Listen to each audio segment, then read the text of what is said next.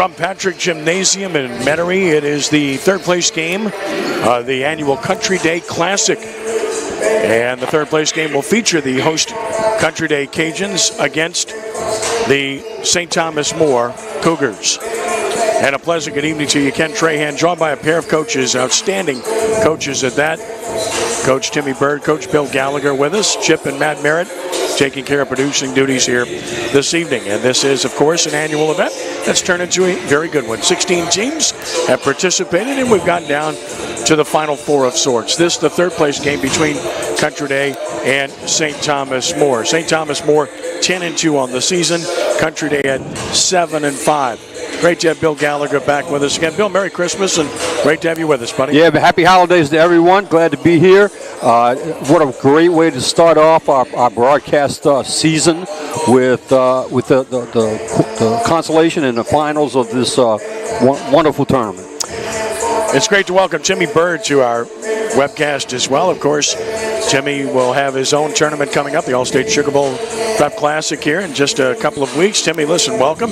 I know you know a little bit about this place. You've played here just a few times, right? Thanks, Ken. Yeah, I think maybe 25 years in a row. And it shows my age. It's a good tournament.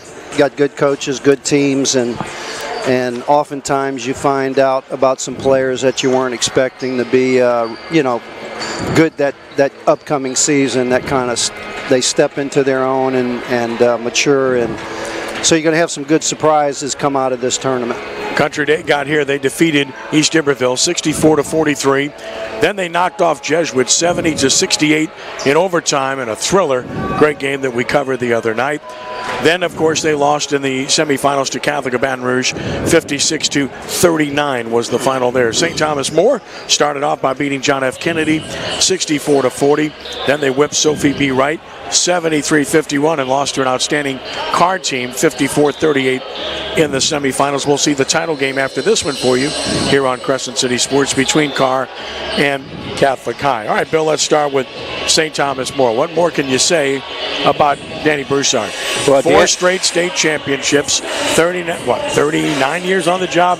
Amazing job by the third all-time leading coach in terms of wins in Louisiana prep basketball history with 1,063 Louisiana high school basketball coaches, Hall of Fame inductee.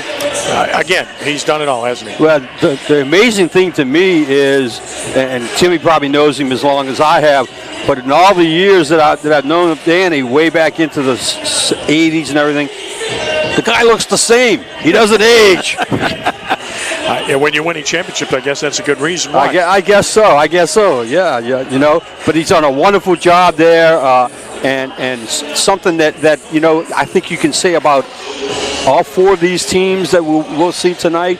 It's not just a basketball team or a season; it's a program, and that's what he's got at St. Thomas More is a basketball program. So it's going to be a really good matchup with these 2 teams, these 2 programs. Jimmy, what sets Danny Broussard apart? You know him very well, and you've played against his teams. You've seen his teams play on a regular basis. They switch things up quite a bit defensively. What makes him special? I think Danny over the years has done a really good job changing to his talent level, and he's carved out a niche and has built a program that has stood the test of time, and he's developed basketball at St. Thomas More as an event, and the big thing is he's changed. I think the coaches that don't change wither away, and the great ones, they change according to their talent. They change according to the game. They change according to rule changes. Danny's been able to do that, and he's created a brand in Lafayette whereby he attracts a lot of players, and even in down years, he may be down a little bit this year. He's got a lot younger team. He had a really good team last year. Had some veterans that were big, tough, and strong, and he's developing this team that you can't count him out. He's going to be right there at the end. He's going to have a chance to win it again. Although he's going to have a little bit of competition this year in Hannon and a couple teams, De La Salle and Liberty. He's probably not going to be the odds-on favorite to win it this year, but one thing for sure, you can't count St. Thomas More out, and you can't count Danny Broussard out. That's a given. 6 state championships overall for Coach Broussard, and he won a state title in his 3rd year coaching at the school, and he's built on it ever since. 1 losing season in 38 previous seasons at St. Thomas More. That's pretty special. Of course, on the other bench is another legendary coach in Mike Maguire. 24 years at Country Day, and of course at Country Day he has done a fantastic job. They've won state championships for Mike Maguire 5 times. They've won 7 overall at Country Day, and Bill, he's just a consistently excellent coach whose teams play the game the right way. Yes, he does, and you know, he's had his success over the years. It's hard to believe that he's been here that long. It just seems like he just got hired just a few years ago. But you know, he's another guy that has had really good teams in the past, some really good teams, and he may not have the team again this year. Although that record he's got is deceiving, because I was looking at his schedule today, and Country Day doesn't play a 1A team. Well, I think they had to play one in their tournament, but they don't play another 1A team until they get into district. So he really plays a upscale schedule with a lot of tough teams, and again, just like St. Thomas More, when it gets to the playoffs, Country Day is going to be right there. Jimmy, that's always been your philosophy at Reserve Christian and at Riverside, is to play the toughest schedule imaginable and face all comers. These are 2 programs that do exactly that on a regular basis, which is why they have such great success. Win or lose early on, they're tough late. Yeah, I've been on Mike since we were 12, 13 years old, and you know, Mike had to change as a player because he was small when he was coming up, and then he grew. You know, he's 6'2", 6'3", whatever he is now. So, you know, as a young guy, he understood the importance of change. And I think again, he's like Danny. He was a man guy, and then he changed his philosophy based on his talent. Went to the zone, plays a lot of zone now, and he does it because he has to, because it matches his players. And you know, he's built a great program here at Country Day. I didn't realize it's been 24 years. Time flies. You know, I remember when he was at Destrehan, and I think he was assistant at Rummel, and you know, he's really built a great program here at Country Day with multiple state championships, and he's had a lot of good players, and he's done a really good job when he hasn't had great players. So again, he's created, people know Country Day by the basketball program, and you know, you got to get a credit to Mike. I have been here for the last 3 days, so I've seen both of these teams play in this tournament, but you're the coach and you had a chance to watch both yesterday. Tell me what you see in both of these teams and what it's going to take to win this game for either one. Well, this is a game as a coach you don't really want to play in, and I think if you don't approach this game the right way and drill into your team that this is a toughness game, this is where we're going to either move forward and become a tougher mentally team and physically, then we're going to be going backwards, because what's going to happen is you're coming off of a loss in the semis. You know, you got 13, 14, 15, 16, 17-year-old kids are typically going to take a step back. They're not going to play as hard, and they're going to maybe blow another opportunity for a win just because of effort. So I think you're going to see Danny and you're going to see Mike emphasize the importance of playing hard. And if both teams come out and play hard, they're both going to get better. If they don't come out and play hard and treat this game as business, then what you're going to see is you're going to see a team that not only is going to lose, but is going to lose and take a step back. And as a program building coach, you don't want to see that. 2 fundamentally sound teams, Bill. Well, yeah, I think you got a height advantage on St. Thomas More's side. They got a couple of big guys, and Country Day, you and I talked about that the other day. Country Day is really a small team, so I think it's going to be you know, 2 different styles of basketball here. And alluding to what Tim was saying, this is their third game in the tournament, 4th game in the tournament, fourth game. You know, they may be going to their bench a lot earlier and a lot more often. So you're going to get a lot of guys in there and get a lot of work for a lot of guys. And at the same time, you don't want to just blow this game off. You got to work on the intricacies of the game. Cougars will be adorned in their navy blue road uniforms, white numerals, white print, and Country Day in their home whites with the blue and red trim. So an easily distinguishable characteristics of the two teams to watch here this evening as we get set to see the starters for St. Thomas More, followed by the starters for Country Day. The St. Thomas More starters include Christian Landry, a 6'5 senior. Also number 11, Mason Guillory, a 6'3 junior. Dominic Jenkins, a 6'6 senior. Again, they're long up front in terms of their height. And then at the guard positions, you'll see number 23, Evan Savoya, 5'8 senior guard. And the other guard is number 24, Patrick Doherty. And Doherty is a 6'1 senior for St. Thomas More. So it's Landry, Guillory, Jenkins, Savoy, and Doherty for St. Thomas More. Does their familiar lop-on huddle, as they like to do prior to every game. Country Day, the home team in whites here.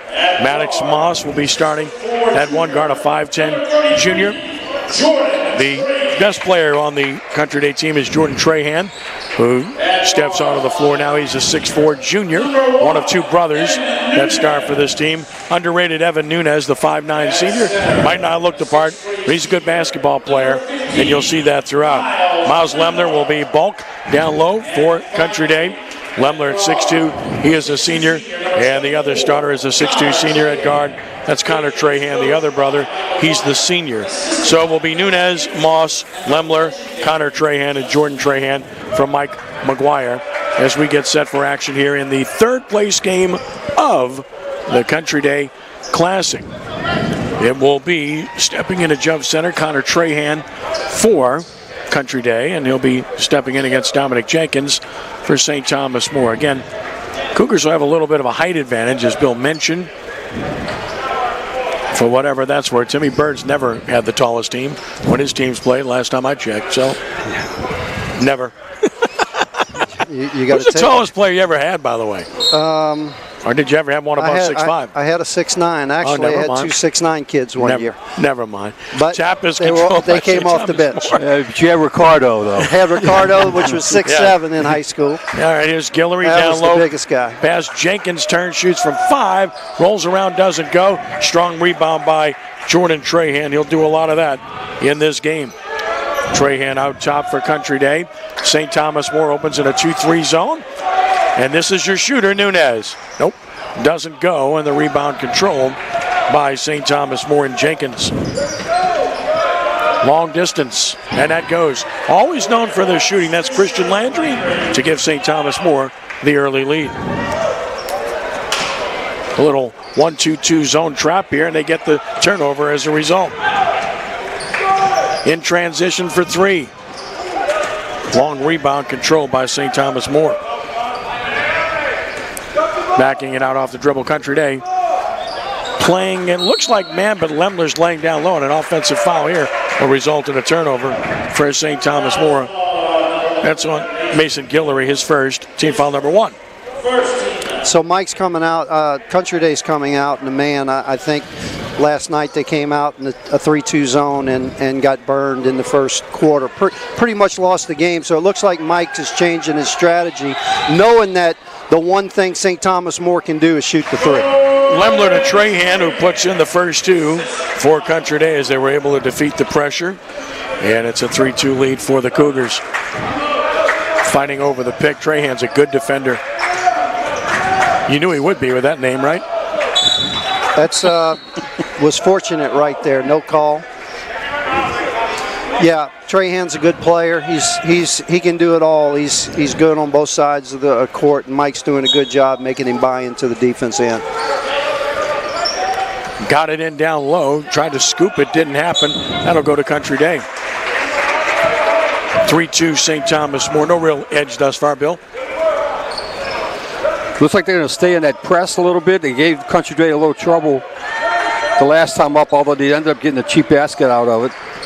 Yeah, 1-2-2, and there's the trap, and he threw it away. So that's 2 turnovers now against pressure. and a conversion on the other end. That's Savoy to give St. Thomas More a 5-2 lead. So, Jimmy, this pressure working pretty well. Yeah, the one thing you can't come out here and do is have unforced turnovers, and that Great was pass. And that's what they have to do. That's what Country Day has to do against the press. They gotta make them pay. Connor Trahan defeated it with the dribble and got the ball to Moss for the layup in a 5-4 game. Speaking of dribble, nice dribble penetration here. Got the friendly roll as Mason Guillory scores. 3-point lead for St. Thomas More. And they're going to stay with this 1-2-2. Again, when you're playing your fourth game of a tournament, teams have scouted you. They know you very well. There's another turnover. So that's 3 against this pressure, Bill. Yeah, well, you know, it's the fourth game in the tournament. They're in a press that takes a little more energy, but when you've gotten 3 turnovers off of it, that kind of psychs you up a little bit to keep playing that press. A lot of high picks, double screens by St. Thomas More. A familiar look for the Cougars. Post up, nice kick out, nice block. The length of Trahan, but it's retained and put back up and in by Doherty. Yeah, everybody they were looking for the shot and never got there because of the block. Weak side on shots, not getting into the paint. They're just watching. Nunez off the bounce and they beat the pressure. Nice give, but a block and a clear.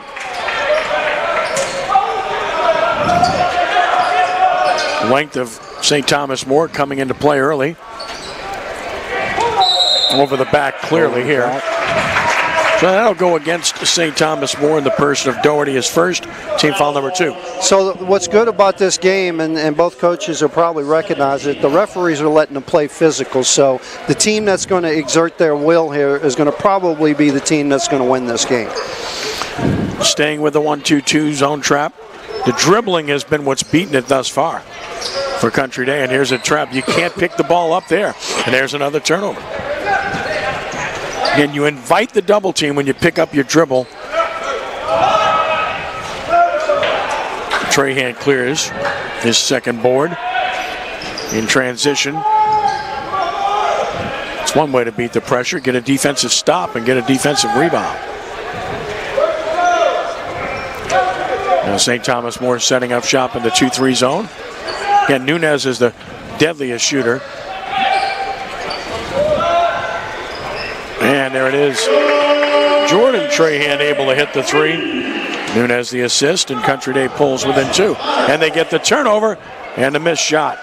They're going with a 2-2-1 full court press also.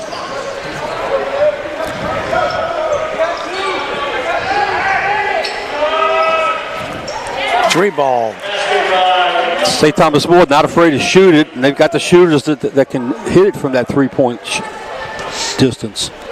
Guillory with 5, and it's 12-7 rather. Country Day trailing St. Thomas More. And now I think we'll get a foul called away from the ball. It's going to be on Guillory, and that's his second already. So their leading scorer has 2 fouls already, so we'll keep an eye on that. Jake Ibieta will check in for Country Day for Lemler, and we'll have 2 changes for St. Thomas More, including getting Guillory off the floor with 2 fouls. Yeah, you got three new guys in there for St. Thomas More, so there's the first wave of substitutions. Michael Mouton, Chad Jones are 2 of those. Dribble penetration, but short off the iron. Mouton the rebound. And a turnover by St. Thomas More.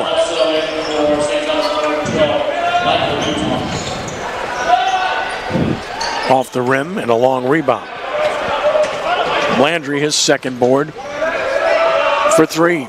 And air ball, but a clear pickup, and it looks like St. Thomas More is going to give Country Day trouble on the offensive and defensive boards in this one.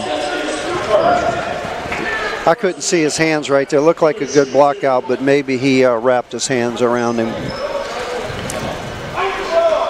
Chad Jones just in the game, got the board, gets to the line. Back rim.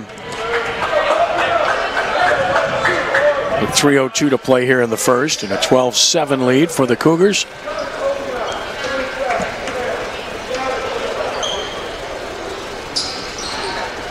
Can't get either, and Nunez collects the board.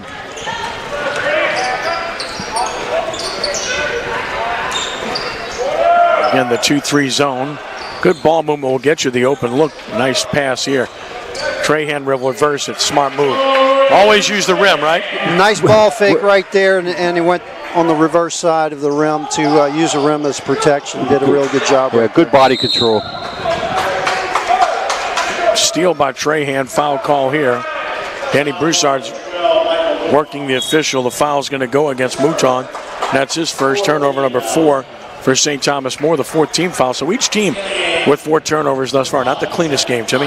No, and that's Danny's second claim to fame, other than being a legendary coach. His second claim to fame is he's probably the most active coach in the state on the referees. So you want to get the little sideshow. Watch Danny on the sidelines getting after the referees. This is great ball movement here. Boy, it just didn't go, though. You don't mind that shot, though. With the ball moving right there, you don't mind that shot. That's the kind of shot you want off your offense. Well, Mike Maguire's teams always tend to make the extra pass. Staying in man, Cajuns. And a turnover. That's number 5, but it's given right back.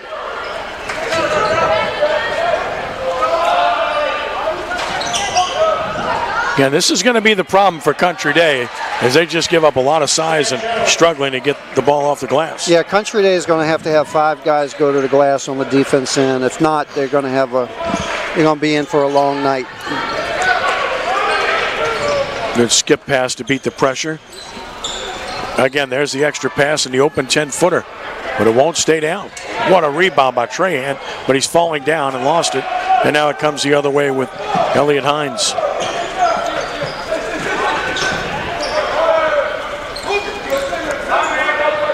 Minute 25 to play in the first, and a 5-point lead here for St. Thomas More. There's a travel. So that's 6 turnovers for St. Thomas More, 11 in the game combined, and Country Day will send Philip Antis to the floor for the first time. Not surprised with the amount of turnovers. It's been a long week for these kids. Antis, a sophomore guard. Country Day taking a blow. They've got 2 guys that could have played that didn't play this year that they lost with size. That definitely impacted them in terms of having size to rebound. Trahan to the baseline. Nice move. Finished. He's a good player. He's got 6 points, and it's 14-11. They're in a 2-2-1 full court press, Country Day. You want to get the ball right there where they're in the middle. That's where you want to go with it. And then you want to finish. Turnover, St. Thomas More, their 7th. And against that 2-3 zone with ball movement, like we saw with Trahan, Bill, that short corner is going to be available, right? Yes, it is. Yes, it is. Off the turnover, though, there's a block, but the stick back, and he missed that. And a third chance, and missed that. How about 4? Yep. 4 chances to score, and they finally do. Well, you're padding your offensive rebounding stats, but it's not good for your shooting percentage. Hey, when that happens. And it's 16-11. That one doesn't stay down. Country Day needs to shoot the ball well to have a chance to win this game. Elliot Hines off the bench with 2 boards. Clock under 10 seconds to play in the quarter. St. Thomas More for the last shot here. Good defense here.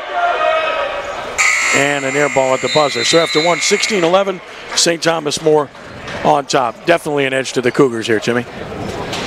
Yeah, I think both teams are playing sloppy right now, and it just goes back to the lack of mental toughness. When you have that many turnovers in the first quarter, it's typically mental. When you're playing against a zone press as opposed to a trapping man, if you're going to turn the ball over multiple times, it's typically an indication that maybe your team's hadn't come out really ready to play. And I think what you'll see both coaches kind of get on their players to demand that they be more mentally tough. Yeah, I think you're physically tired, and that's going to affect you mentally. And I think that's what's happening. You're seeing some shots that are a little bit short. I think that they may be leg weary. And Country Day can't afford that with the on the boards. They've got to be able to do a better job of getting position and taking advantage of the shots that St. Thomas More does miss. Yeah, Country Day doesn't have the depth this year, losing 2 of their best players. So they don't have the luxury of not coming out ready to play every game. You just got to fight through the physical fatigue, and you just got to make sure that the mental toughness is going to be there. And that's why you play in games and tournaments like this. That's how you build it. It's something you learn to do. And so the young guys have to learn it, and these two coaches will make sure that they demand it from them. Guillory back in with 2 fouls for St. Thomas More to start the second quarter. Again, they're not playing man, so they can't go after him in that fashion, but we'll see where he sets up. They go to that 1-2-2 zone trap, and here comes the trap. Dribbled right into it, but got a foul in the process. You know, Country Day has to like where they're at right now with the turnovers only being down by 5. Start of the second quarter. Yeah, as it turns out, St. Thomas More has the 7 turnovers. Country Day with 5 in 1 quarter. That's a bunch for both teams. Throw it into the backcourt. That'll allow them to set up that trap again. I wish Country Day would stay out of that corner, though. Exactly. They keep coming to that corner Every time after time. If it goes there, you got to get it out of there immediately. Keep the ball moving like this against the zone. Lemler, weak side pass, but off the mark. They'll get the open look with this ball movement. Trahan overpass there. On the floor, jump ball coming or not. Great job by St. Thomas More to dig it out. Mid-range. Guillory with 7. He's a pretty good player. That's a lost art, 10-footers. I was going to say, that's a tough shot right there. That's one of the toughest shots in basketball.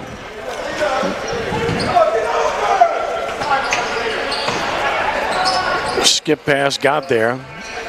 Once they get in their half-court set, they're getting the open looks just like this. You got to make it. But haven't been able to convert, and they can't get the rebounds.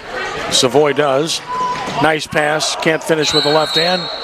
Offensive foul call. That's going to work on Landry, his second. Don't call me late for dinner, but that's a late whistle. A little bit late there. 15 foul on St. Thomas More. So 2 away from the bonus. 6:50 to play in the half, and a 7-point lead for STM. Right at the timeline, almost backcourt, and jump ball call, turnover, Country Day. And again, they just haven't been able to solve this. What do they need to do, Tim? Well, they're holding the ball too long. He needs to not dribble into the trap. He needs to pass the ball at least 5-6 feet before he gets to it. And so he's just too late trying to make a decision and passing the ball. 7-point lead. St. Thomas More with the ball. Country Day stayed man throughout. Guillory, good player. Beat his man off the bounce, and he scores. He's good. He's got a nice mid-range game. And a 20-11 lead. Biggest lead for St. Thomas More, as Will Guillory has been the star for St. Thomas More in this game. But another turnover against the trap, and then a foul. See, I'd like to see Lemler start down lower and then run to the middle instead of setting up in the middle. I think what they have to do is they got to let Trahan, play at the top, let him handle the ball, make the decision. Take your 2 smaller guards, put them on the wings, maybe go a 1-3-1 set on offense against the 1-2-2. Well, it's interesting because Connor Trahan beat the press off the bounce himself. The 2 Trahan brothers are the ones that really need to handle it against this press. Lemler on the back here of Jenkins will commit his first foul. See, Tim, I told you before this game started how much easier it is to make decisions up here than it is when you're sitting on the bench. This is what he should do. This is what he should do. It's easy to say. That's why I leave it to you guys.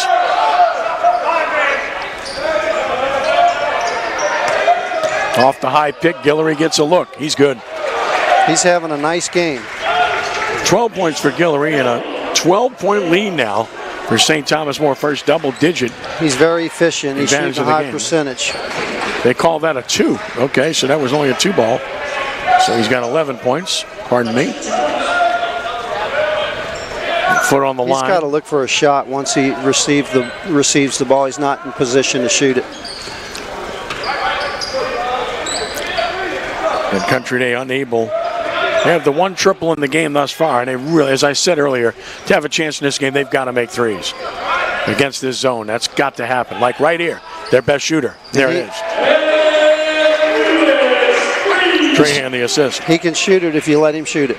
You bet. He's a good shooter.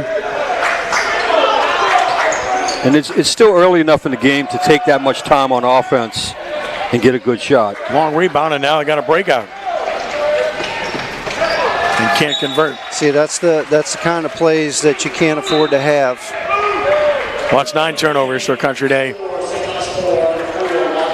Got to be able to finish there. Nunes comes up gimpy after that race to the basket. So they're face guarding. they're playing man, full court man press. And a foul on Nunez.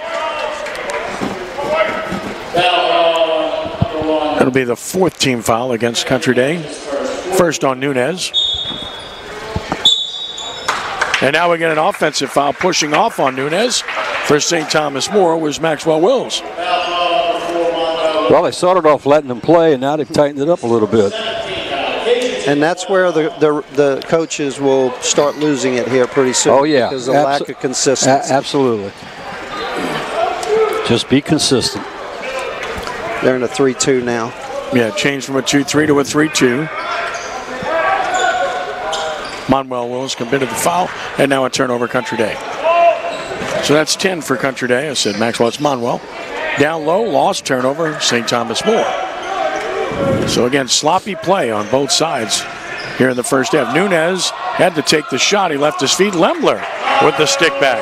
Rare offensive rebound for Country Day, Tim. Yeah. If you look at both benches, they're kind of lifeless right now, and that just indicates the sloppy play. Well, I think they look built like two teams that are playing their fourth game in 4 days. That's right, and that's where you have to force yourself. You know, that's where players typically are not going to like playing for coaches when you're playing in a third place game. Well, remember a few years ago, the NCAA had a consolation game, and you know what that game looked like. Yeah, they discontinued it. It's tough. It's tough. It's hard. Yeah, it's hard. I mean, and it's 2 days before Christmas, and the coaches, they have to be jerks in these games. It's just, you know, if you want you got to push your guys, and you got to make them play out of their comfort zone. And right now, you can just tell they're all flat-footed, both teams. But this is where you build character. Hillary missed this when Nunez got the long rebound. And when they're able to set up against this zone, they're getting the shots they want. Just have to be able to convert. The problem has been against the full court pressure off of dead balls and made shots. Again, the patience, you know Mike Maguire's teams will be patient here.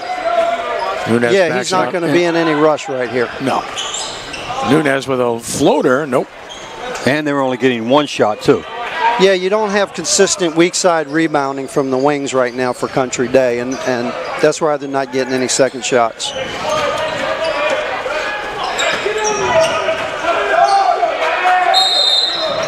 Turned it over, commits the foul.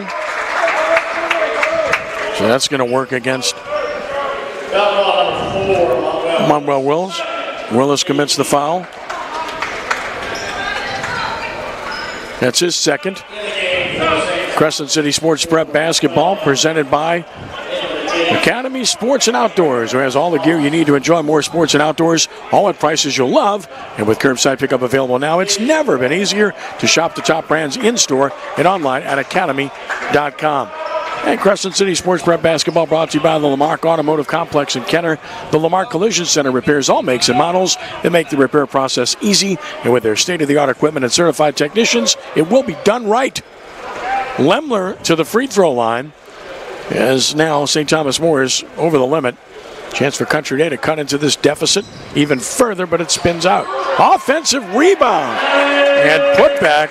Maddox Moss with the board, and suddenly it's a 4-point game, Bill. You could almost call that a turnover. Drives you crazy as a coach when that happens. Yeah, just didn't handle the rebound. Ball knocked away, but a foul down low. We'll get 2 free throws forthcoming here for Doherty. Foul's going to work against Maddox Moss. That's the third on Moss, so look out there. Maddox Moss picks up his third with 2:57 to play in the half. 2 shots coming here for Doherty. And he's got the first. So Patrick Doherty with 3 points. And the lead is 5, and Country Day has to make a move. Antis will return. And departing with the 3 fouls is Maddox Moss. Doherty converts both. He's got 4 points. That's a 6-point lead for St. Thomas More. Full court press now. And a timeout Country Day. Mike Maguire saw that, and he's got to make whatever adjustment can be made. Okay, Bill, so things have settled down a little bit for Country Day here. They're back in this thing. Well, they got some foul trouble now they're going to have to deal with. So that's one less guy they can pull in off their bench. Makes it a little bit tougher. Being the fourth game. I hate to keep saying that it's the fourth game in 4 days, but that's what it is. So let's see what happens when if St. Thomas More stays. They showed a little full court press. Let's see if they stay in it, or if they just bluff, back down off of it, or stay in it, and let's see what Country Day does against the full court.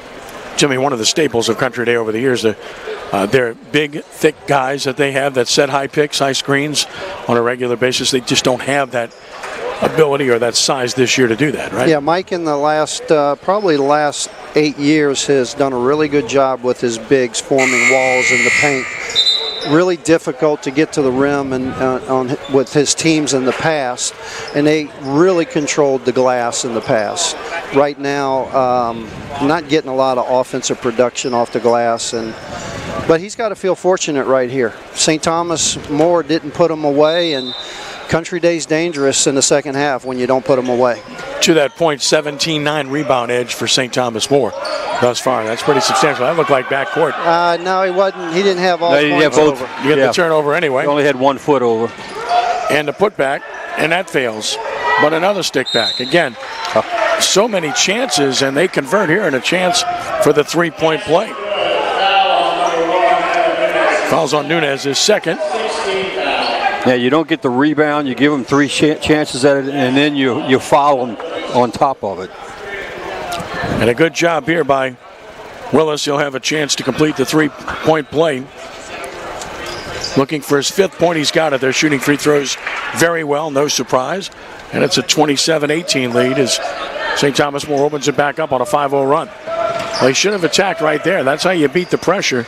Once you have an advantage, you got to attack. Well, he at least took it to the middle and got it out of the corner.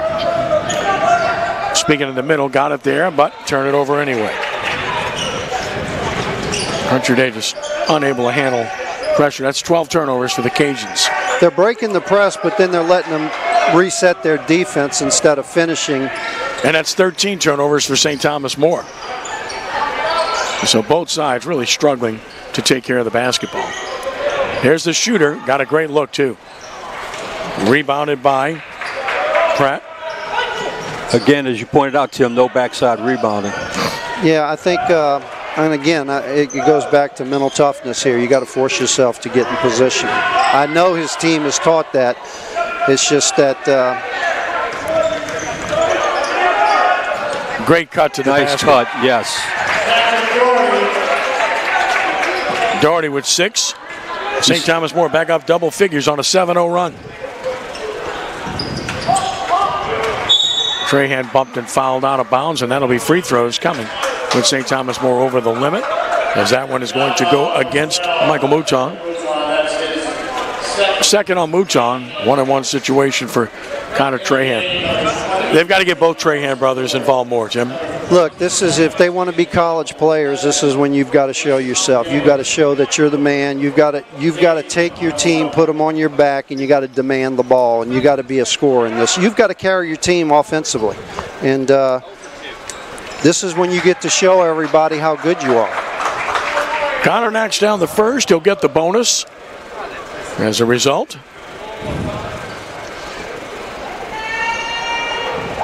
Puts the second up and puts it in. So he's got 5. And it's now a 29-20 lead for St. Thomas More. A little full court pressure by Country Day. They break it easily off the bounce. Good reversal. Pass down low, knocked away. Good play by Trahan on the steal. And the turnover festival continues. Took a look, decides to dribble, penetrate, finds the shooter. And there it is. Nunez with his second triple, the assist to Jordan Trahan, who created everything there. And it's 29-23. Almost another steal. Frenetic pace here with the pressure being applied. Now they recover to play straight up defense. Knocked it away on the floor, but goes out of bounds. So it's a case of pretty good defense on both ends and a little bit sloppy on the offensive end. I think that's safe to say.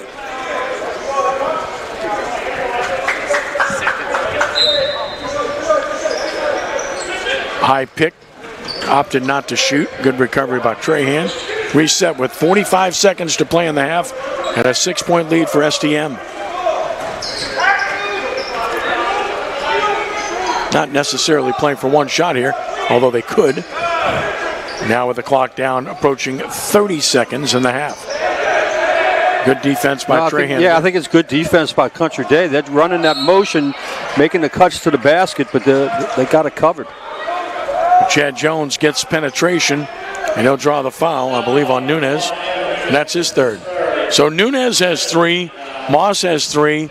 Mike Maguire looks at the bench. I think he'll leave him in because he's figuring they're going to be on offense. This is where you don't want your senior. You want your senior to be smart here. You don't want to go in with 3 fouls. You got to go in with 2 fouls and make sure that you don't put your team in a bad situation. You can't foul with 20 seconds left. Chad Jones hits the first. And they've shot free throws very well, have the Cougars. And again, knocked them both down. Makes such a difference when you can convert at the free throw line. 31-23 lead, 24.6 left, and the pressure. Trahan to Trahan, and he'll beat it. No problem, but they'll play for one shot here, I'm sure. Playing pitch and catch with 12 seconds left in the half. Country Day bench will help him. 7 seconds, got to go now. Got a high pick. Trahan for the 3 ball and nailed it. That was a nice shot. Called it a 2. Called it a 2, foot on the line. Second time that's happened. So it's 31-25 at the half. So called it a 2-point basket. Give him 7 points in the half as a result. And it's a 31-25 lead for St. Thomas More. It feels to me like St. Thomas More has been in real control of this game, but Country Day's only down 6. I think St. Thomas has got to play with a lot more energy. I think they're going to go into the locker room and they're probably going to get a tongue lashing here because they had a chance to put Country Day away, and they're kind of playing cool as opposed to playing for keeps. And then I think on the Country Day side, Trahans have to get more active, and they have to be a little bit more selfish and demand the ball and be more productive. Bill? Yeah, I think Country Day is going to have to work on against that press and do a little bit better job. I just can't believe that their press break is dribbling the ball into the corner when you cross half court. I think you got to, you come down the middle with it. It's harder to trap it, and it leaves you both sides of the court to make something happen. St. Thomas More it seemed like they should be way ahead, and in fact they were a couple of times at double-digit leads, and they just can't sustain the effort. I don't know if effort is the right word, but they just can't sustain it right now. I think they're going to get a tongue lashing of sorts at halftime. And Mike Maguire's, he's got to be happy. His team didn't play real well, turned the ball over a bunch of times, and they're only 2 possessions down. Well, the thing that really stands out about that half is the rebound edge for St. Thomas More and the turnovers on both sides. Right. St. Thomas More with 14, Country Day with 12. That's way too many for both sides. And St. Thomas More is controlling the boards. They should be up by 20 right now, and that's why I think Danny's not going to be very happy. And the one thing I can tell you, I've played Country Day enough to know, if you let them hang around, if you got a better team and you let them hang around, you're going to get beat. And so, ask Jesuit the other night. Yeah, the exact thing happened. Jesuit let them hang around, and Country Day came back in overtime and took it from them. St. Thomas More can really put the game away in the third quarter if they come out in the first 3 minutes and just totally dominate the glass and not turn the ball over. Country Day's going to have trouble. Now, Country Day can get back in this game and they can really do something pretty special here if the Trahan brothers decide they're going to take the game over, and they're both capable of doing that. Certainly are. And mentioned the rebound edge. The other part that we have to watch very carefully is that 2 key players for Country Day have 3 fouls each in Evan Nunez and Maddox Moss. So for a team that's playing man defense all the way, that's a concern, Bill. Yeah, Nunez is one of your better shooters too, so that really hurts you on both ends of the court. He made a couple of threes, if I'm not mistaken, in that first half. In the corner. So it takes away your aggressiveness a little bit, especially the style of defense that you're playing. So they may have to change up a little bit and play a little more zone, but then that's hard to play against that big team too. Get you caught up on a few of the other results from games played earlier today. Jesuit defeated Booker T. Washington 70-58 was the final in that contest. Sophie B. Wright defeated Hahnville 69-60. Also earlier today, Brother Martin defeated McDonough 50-36. And it was East Iberville and St. Louis Catholic beat East Iberville 45-43. So those are the other games played earlier. Of course, the game before this, John Curtis Christian whipped Archbishop Rummel 50-32. Now, interestingly enough, Bill, you know the Catholic League incredibly well. Jesuit and Brother Martin were supposed to play here today as well, based on the brackets. But both schools decided they'd rather not play each other and asked Mike Maguire if they could switch opponents, and they did. So they didn't play. On the other hand, Archbishop Rummel and John Curtis said, we're playing, no problem. So different trend of thought there, different trend of thought. The way the split is, and only having 12 teams, excuse me, in Division I, you play. I remember one year we played St. Aug five times. I remember that year. 5 times. Yeah, I mean, 4 out of 5 wins. And that was before the split. Correct. Yes. So even now it's even worse because a lot of these Betterman 2 tournament, Newman tournament, CYO tournament, then twice in the regular season, and then we beat them in the quarterfinals. Right. Yeah. And so you just you get tired of playing these guys time after. That's why you come to these tournaments, is to play different teams, different styles, guys that because of the way things are, you're not going to see them later in the season. Especially if being in the Catholic League, you're not going to see any of these other teams. So why play Jesuit? Why play Curtis? Why play Rummel in this tournament? Curtis and Rummel, for whatever reason, I'm not saying their reason is wrong or anything, but that was their preference to play each other. Maybe the other two teams didn't want to agree to switch it or something. I don't know what all the circumstances were in that, but that was the main thing with Jesuit and Brother Martin switching opponents. It just was. You see too much of each other. Well, we're going to talk about Carr and Catholic coming up extensively between games in the championship game, but otherwise, what we've seen in this tournament thus far, I think John Curtis Christian's a pretty good basketball team. They played Carr down to the wire here in the opening game. They matched up with them in the first round, and I think Curtis is clearly one of the 4 best teams here, but they unfortunately had to play Carr in the first game. I saw them twice, and they're pretty good. They got some length, they got good guard play, and they're well coached. I think John Curtis is a legitimate team that has a real shot in the Catholic League this year. Well, they got a good coach in Bill Lewitt. A lot of experience with him. I've known him for a while. He knows his basketball, and he's getting those kids to play really hard. It's a shame that 2 of the better teams had to meet up in the first round of this tournament. But eventually you got to play. Jimmy, best teams locally: McMain, Carver, Newman, Carr, Landry. I think.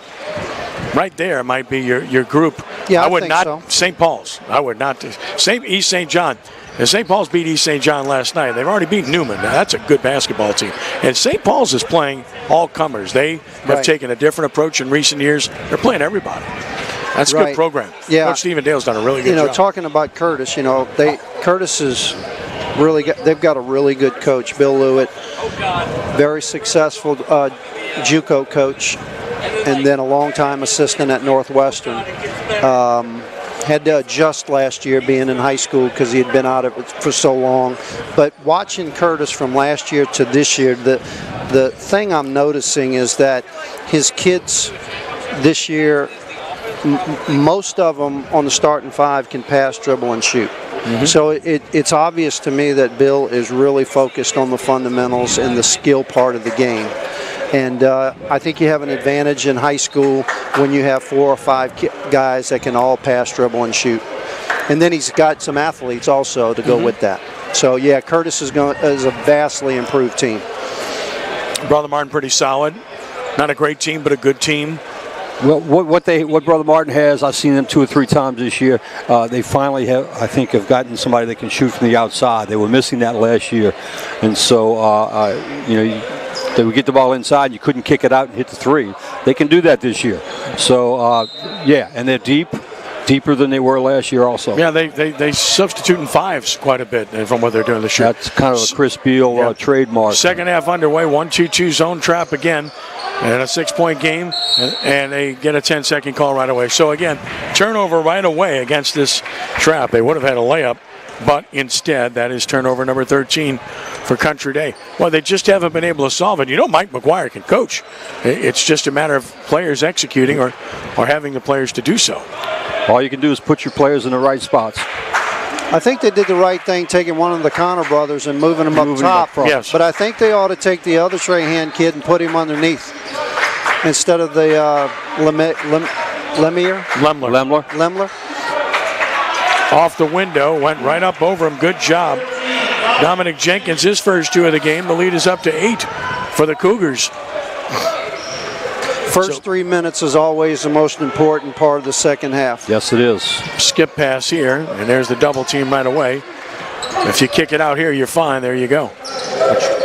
Just keep the ball moving. They can't trap when you do so. Easy for me to say, right? Now they'll set up shop in that 2-3 zone. So, Mike, Country Day made an adjustment. They have Trahan now at the elbow. So they're going to try to get it into him. Looked to step into the shot. Connor didn't take it. Patience. There he is. Now you got to attack. There he is. And he walked. He did the right thing, but he took the extra step. He was expecting everybody to collapse on him. Nobody did. Right. Catch and go. Yeah, but that's a good idea to put him in that post. Lemler just doesn't look to shoot, and he would get the ball up at that high post because they weren't defending him. Good floor burn here. Great job by the Country Day player to get down on the floor and get the ball. And a timeout taken by Mike Maguire. Maddox Moss, playing hard with those 3 fouls, comes up with a steal and gets a possession for Country Day. Stops the clock, and just under 6.5 minutes to play in the third. 8-point lead. Gives them a time to reset too. You know, like Tim said, the first 3 minutes are important, and they turned the ball over twice and gave up a bucket. Now they get a shot to reset for the second half. Always love to see kids jump on the floor, Timmy. Those floor burns. You as a coach, you love it, right? I was looking at Danny just now. I was thinking that he has to be going crazy watching his player try to bend over to pick up the ball. That's crazy. Country Day steals. But Danny's a whole lot nicer than I was. Nice off the inbounds, but an air ball. Set play looked good, but not close. Guillory the board.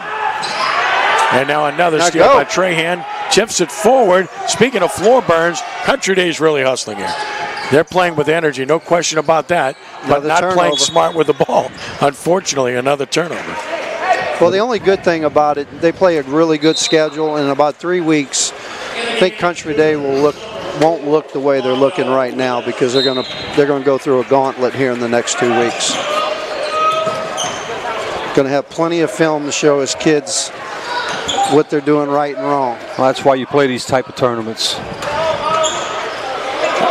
Lemler steals it.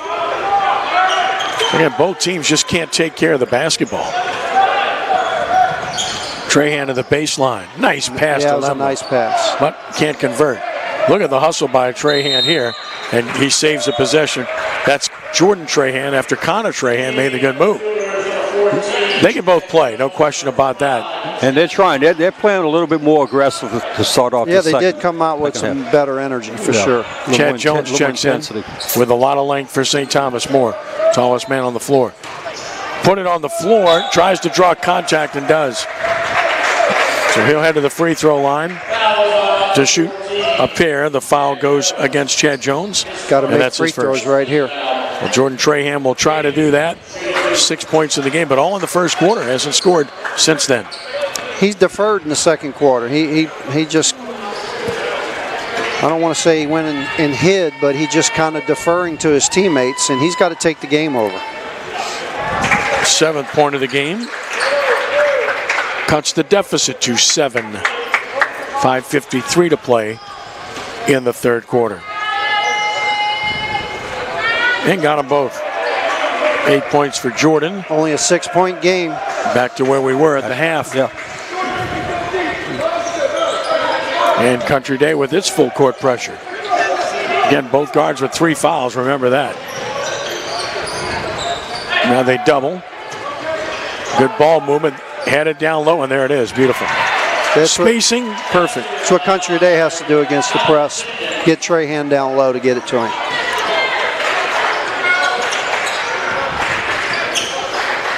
There it is. Beautifully done there.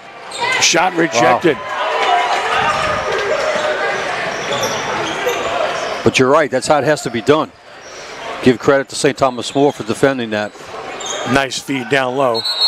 And they're going to call a jump ball. Nicely done by Connor Trahan, but St. Thomas More will retain possession.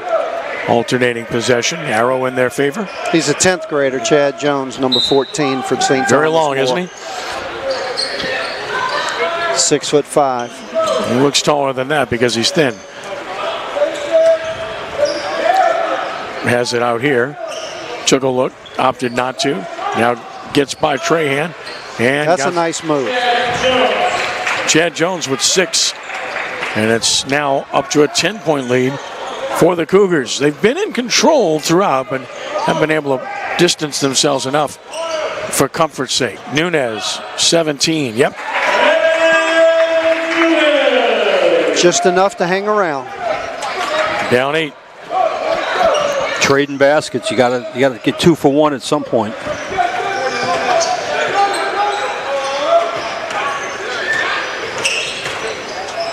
Gambled on the steal, didn't get it. Offensive rebound.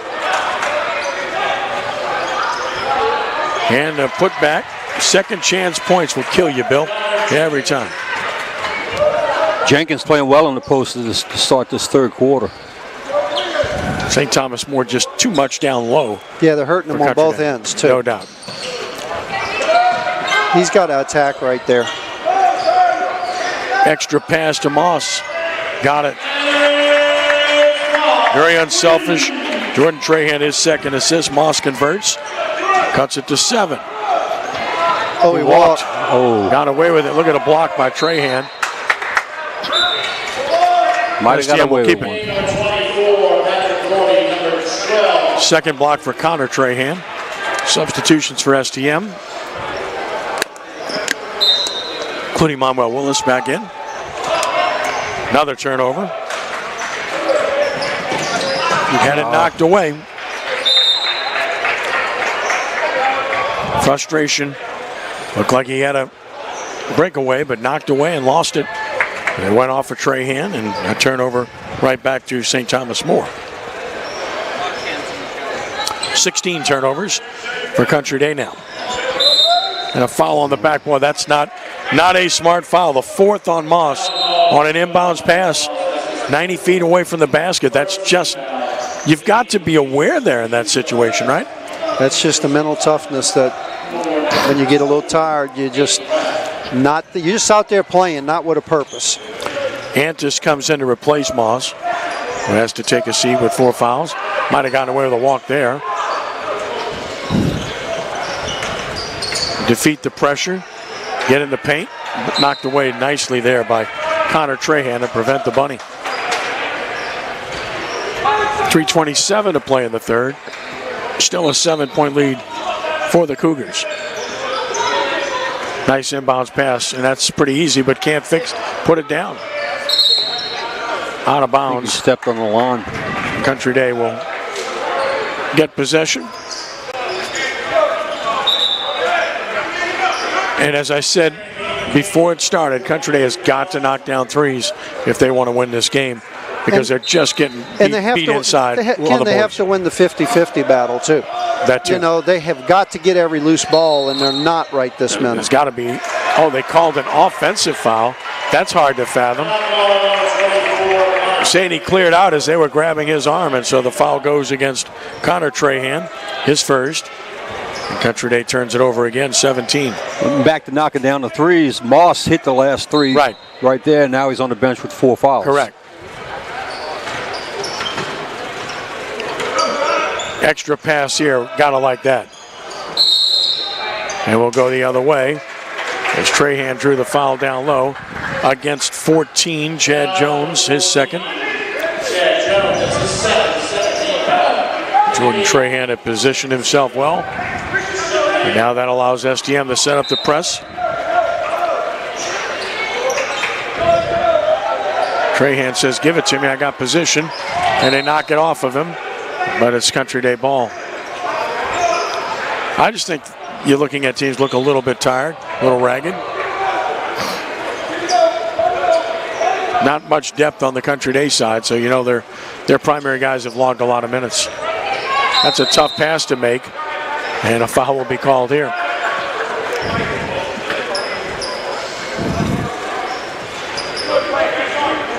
I think Danny Broussard's sending a message to his team by sitting on the bench that, look, guys, y'all got to go out and play. I can't play for you right now. Double team, another turnover, and should have a break opportunity here. Backed it out off the dribble. Turned and stuck it in. Nicely done by Landry.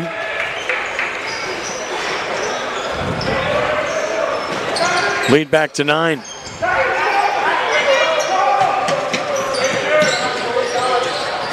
Good pass, open look, not close. Offensive rebound, a rarity. Yep. Andrew Nelson with his first 2 off the offensive board. Yeah, the shot wasn't close, but he followed his shot. And a foul again coming this way. Off the turnover, Landry commits his third. And now St. Thomas More with 19 turnovers. It's just been that kind of game. That's why both of them are picking up full court, because both coaches know both teams are turning it over with very little pressure. Country Day's been unable to get this to a one-possession game since the first quarter. No, but when it's gotten into a 10-point lead, they've gotten it back to a 2-possession game. Yeah, they've had it in that range.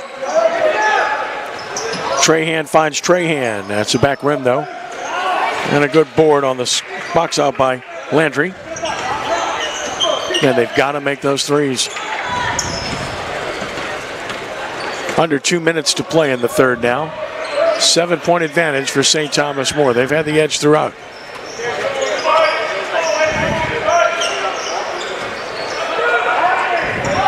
Guillory has been solid. Beat his man off the dribble with the left hand. He's a good player. That's nice.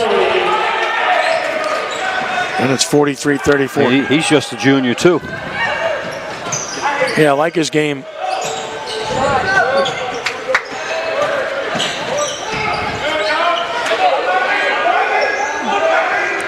Against the 2-3 zone.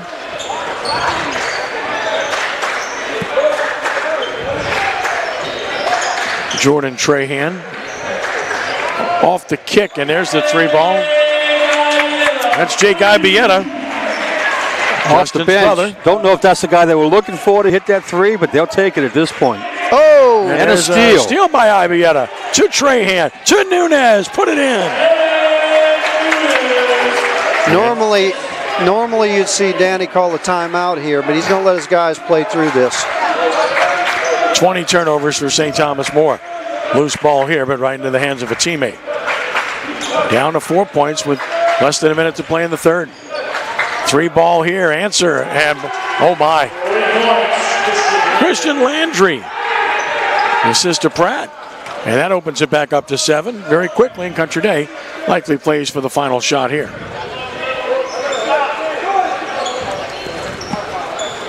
Connor Trahan with 14 seconds to play, just holding on. Now to Nunez. 10 seconds, they'll start the offense. Got to start it a little earlier than this. 6 seconds. Jordan Trahan, corner Ibieta. Connor Trahan, no. And the third quarter comes to an end with the edge still belonging to St. Thomas More. 46-34. 39. It's been that kind of game, Jimmy. Country Day's just hanging around, but can't ever get quite close enough to really threaten, right? Yeah, I mean, they're dangerous, though, when you let them hang around. You know, when you encourage a team that really this game should have probably been over maybe without one of the teams turning it over, someone would have got a 20-point lead. But now you're letting them hang around. You got the lead in St. Thomas More. A couple of buckets, Country Day steals the momentum, and then you walk out of here traveling back home 2.5 hours with a loss. So still anybody's game. I think Coach Broussard is not very happy with his team's unforced turnovers. Crescent City Sports Prep Basketball is brought to you by Gibbs Construction, a leader in the construction industry in Louisiana and the Gulf Coast for more than 35 years, transforming dreams, visions, and plans into reality. Gibbs Construction. And as we get set for the start of the fourth quarter, Crescent City Sports Prep Basketball is brought to you by the Lamarck Automotive Complex in Kenner. Lamarck Lincoln is the only Lincoln Black Label dealership in the market. It's more than ownership, it's membership. Must be a reason. 7-point edge here as the fourth quarter is set to begin. Ken Trahan with Bill Gallagher, Timmy Bird from Patrick Gymnasium in Metairie. Country Day starts the fourth quarter with the ball. Had a man open down low, didn't look. Open three coming, though, but that's short. And the rebound controlled by Guillory. He's made a couple, not this one. Good rebound by Nelson. We've been waiting for it. Now's the time for the Trahans to take it over. Yeah, he had a chance right there to attack the rim on the catch, and he's just not playing aggressive. And his team needs him to do that. On the exchange, wasn't looking for the shot. A lot of contact, no call, and a turnover. And a foul here. Frustration, right? Wanted a foul on the other end, didn't get it. Goes the other end and commits the foul. Yeah, he was getting. They were riding him on the drive. Didn't get the call, and then really did the same thing and got called against him. Attacking the basket, getting to the free throw line. Good job by Doherty. Yeah, that's a difference right now in the game. Is St. Thomas More, they got a couple of kids, Guillory and Doherty right here that are driving to the basket, and Country Day's just not. They're not moving their feet on around. Defense. Yeah. They're not protecting the paint. They're not sliding. They're not loading up. Doherty now 3 for 3 from the line. You can tell they're kind of fatigued, but you got to play through it. And this is when you want a mature team. You want a mature team that knows how to play through fatigue. Doesn't get the second. An 8-point edge for St. Thomas More. 6:50 to play. Now go finish. Well, they call the offensive foul on the pick by Ibieta. So another turnover for Country Day. I like the idea. Yeah, he kind of threw his shoulder at him. Connor showing that he can play the point and handle the ball. 15 foul on Country Day.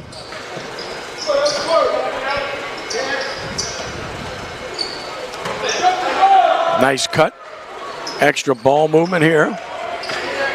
Stripped away. Guillory got it back. Nice pass. Look at the ball movement here. That's just beautiful to watch.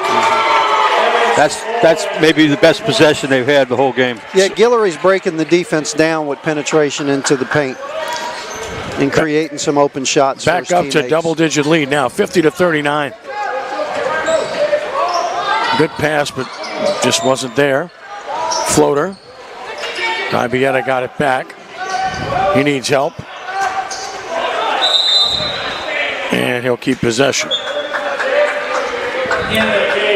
Well, speaking of Ibieta, looking at across the way at Juan and Julie sitting on the top row. It's quite a pair there. Very athletic, great backgrounds for both. Julie's won like 100 volleyball state championships here, I think. Country Day. She's got a dynasty going. Juan was a great pitcher, really good pitcher at Tulane back in the day. Just a good family. Justin at Tulane now, quarterback. Jake playing here tonight. Good ball movement. There's the shooter you wanted to get it in his hands. Yep. So Nunez with 13 as they stay in the game here. They staying in striking distance. St. Thomas More having trouble putting Country Day away. And like you said, you let them stay around. Yeah, Country Day's got to stay 3 possessions, within 3 possessions going down the stretch. They'll have a chance. Mentioned Nunez with 13 now. Their leading scorer. Stripped away by Nunez.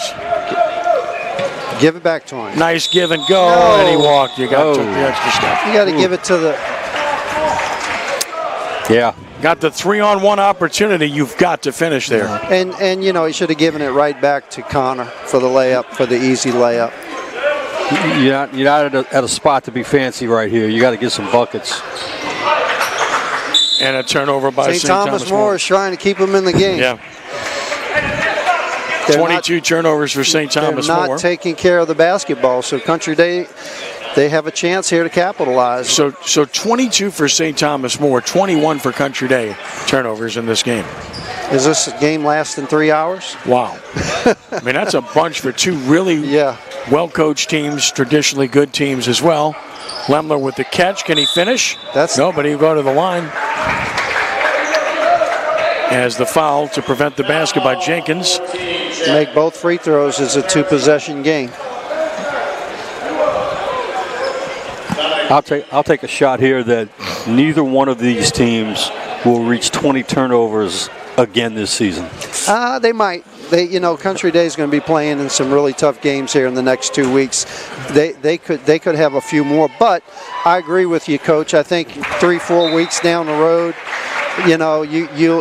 they'll cut them in half for sure. Yeah. Lemler hits the first. Manuel Willis is back in for St. Thomas More. And now Lemler will try to make it a 2-possession game once more. Does. Country Day's been here before. They were down double digits to Jesuit going to the 4th quarter. Came back and tied it and won it in overtime. They got Moss back in the game with his 4 fouls, and they've gone very small here. Whistle before the inbounds pass, and I believe we've got another turnover and an offensive foul. We do.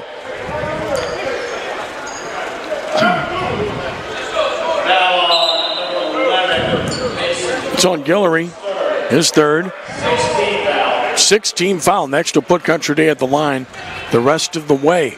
So that's big there for a couple of reasons. Get the ball back, and now next foul, they'll shoot the rest of the way. If you're St. Thomas More, this is where Danny's looking for someone with some leadership. This is where you decide if you're going to take care of business and put a team away, or you're just going to be out there playing with no purpose.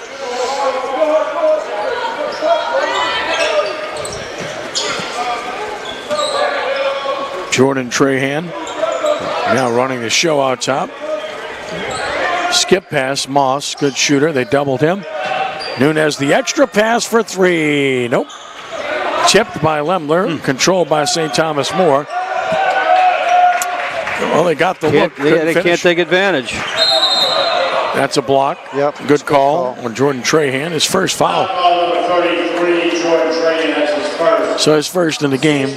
16 fouls, so the next will put both teams at the free throw line. There's an example of how passive Trahan's playing. It's 4 minutes left in the game. That's his first foul. Exactly.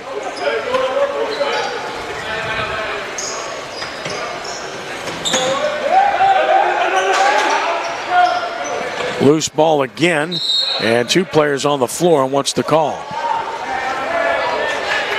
Pointing, I believe, at St. Thomas More, or did he point at Trahan?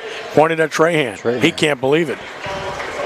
I don't think there was any foul on anybody there. I think that's a loose ball with 2 players on the floor, and that's a 1-on-1 situation, my opinion. Chad Jones with 6 points to the line. He's 2 for 4 at the line, so free throw shooting the rest of the way will make this an elongated finish. Going down the stretch, too, is whoever's going to convert at the free throw line probably going to be the winner here. STM's Chad Jones hits the first. He'll get the bonus. He's got 7, and the lead is 7. And has 8. Looked really good on both. And an 8-point lead. Country Day just unable to get it down below that 6 mark. It just seems like this should be a 12, 13 point differential. Felt that way the whole time. Yeah.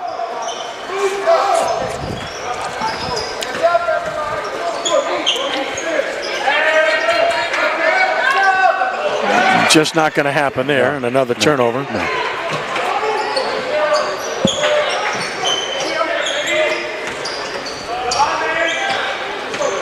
Chance here to stretch it to double digits. Knocked away, but retaining possession. Jones thought about it. Timeout, Danny Broussard. With 3:56 to play in the game and a 52-44 edge for St. Thomas More. As a coach, this is where you love this position with 4 minutes left in the fourth quarter, the fourth game of the tournament, playing for third place. This is where you find out who your fighters are, who your leaders are, who your tough guys are, and the guys that really care about winning. Those are the guys that are going to step up and hold their teammates accountable. And so both coaches are probably looking for that right now.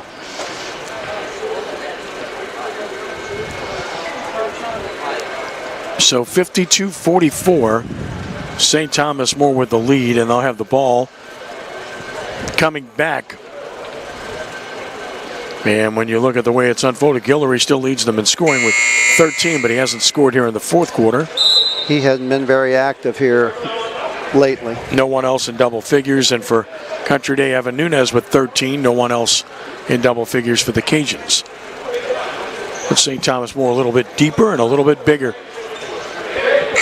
And therein lies the edge for the Cougars in this game.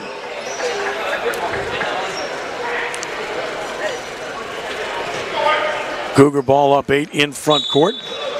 Landry to get it in.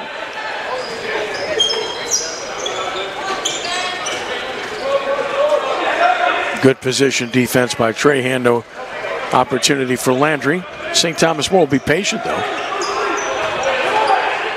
Oh, that's a carry. Yep. Pretty obvious.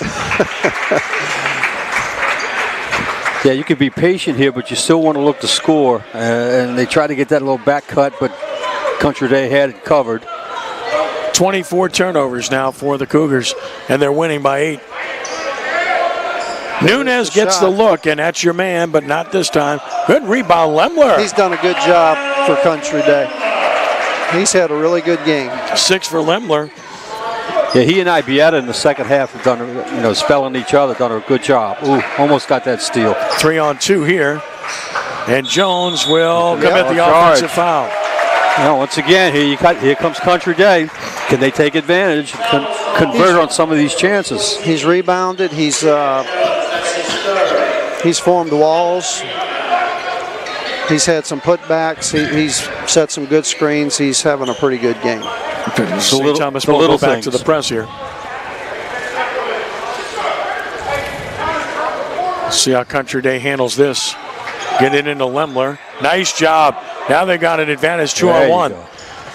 And got it blocked. Boy, shouldn't he have given it up there? He should have gave it up at the top of the key and got it back. He was a little tentative going up with that left hand, too. He didn't go up very strong. Had his brother running the other wing. St. Thomas More is giving them chances, and Country Day don't want to take it. And here we go again. Now just lay it in. There you go. He did. That's it. Jordan Trahan's got 8 off the turnover, and now it is a 4-point game. This is what Coach Broussard did not want. He didn't want his team to let Country Day hang around. 2-on-1 will be a layup here for Jones. So Chad Jones answers. He's in double figures with 10, their second such player. And the lead is back to 6. Still a 2-possession game with 2:20 to play. Still no need to hurry here. Country Day can still run its offense, but must score. Every possession a must score for the Cajuns now. As they run Nunez baseline to baseline, trying to get him a look from the corner. But now they're going to have to step it up a little bit as we are reaching the 2-minute mark. Nunez, the only player moving here. Got to go to work. There's the look for Nunez. Ran him around, can't get the look to go down. There he is. Lumler again.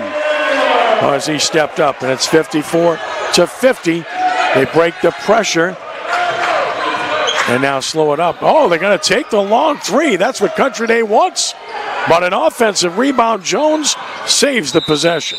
And a timeout, St. Thomas More. And I'm sure Danny Broussard's going to talk to that young man. That's exactly what happened. Why are you taking that shot at this situation?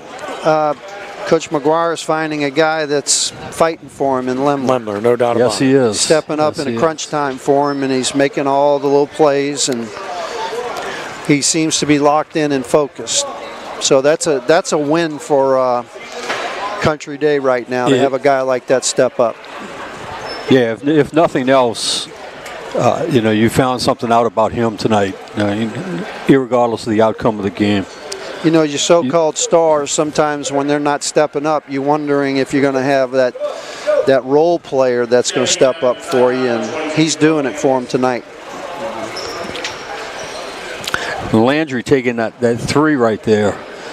If he makes it, everybody's high-fiving him as they run it down the floor.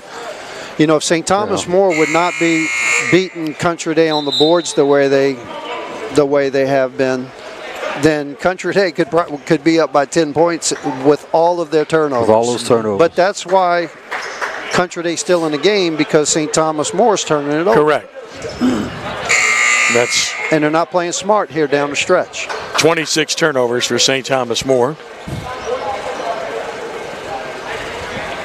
22 for Country Day. 1:31 left, 54-50. Cougars on top, and they've got the ball. Third place game of the Country Day Classic. This is a big possession.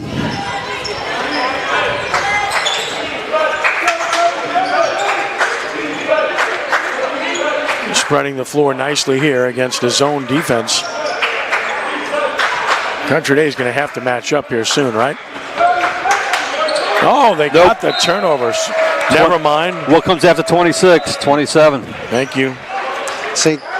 Thomas More in the last 6 years have had the point guard where they could spread the floor and he could break down the defense, and it looks like he's going to have to develop somebody that can do that for him this year, because he doesn't have it so far. Well, Country Day's not been able to get this to a one-possession game, as I mentioned, since the first quarter. Can they finally do it here? They have to, with just over a minute left. Down by 4, have to go to work. Nunez running baseline to baseline, got Lemler inside, but he's blocked. Lemler fights to get it back, and he got fouled. There's that kid competing again. When you play hard, good things happen. Good things happen. It's not about your potential. It's not about your ability.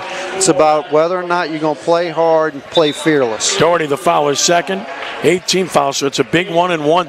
Has to make the first to get the bonus. Lemler, 2 of 3 from the line. Has 8 points in the game. He makes these two, Ken. This might be MVP of the game. First one's huge. Short. Jones the rebound. So they just haven't been able to get over the hump, Country Day. And now they're going to have to foul soon without a turnover, but there's a layup on the other end. That hurts. Doherty. Still a 2-possession game. Makes it a 6-point game. Got to work a little faster here. Got to look to attack. Extra pass and a travel. So that might do it.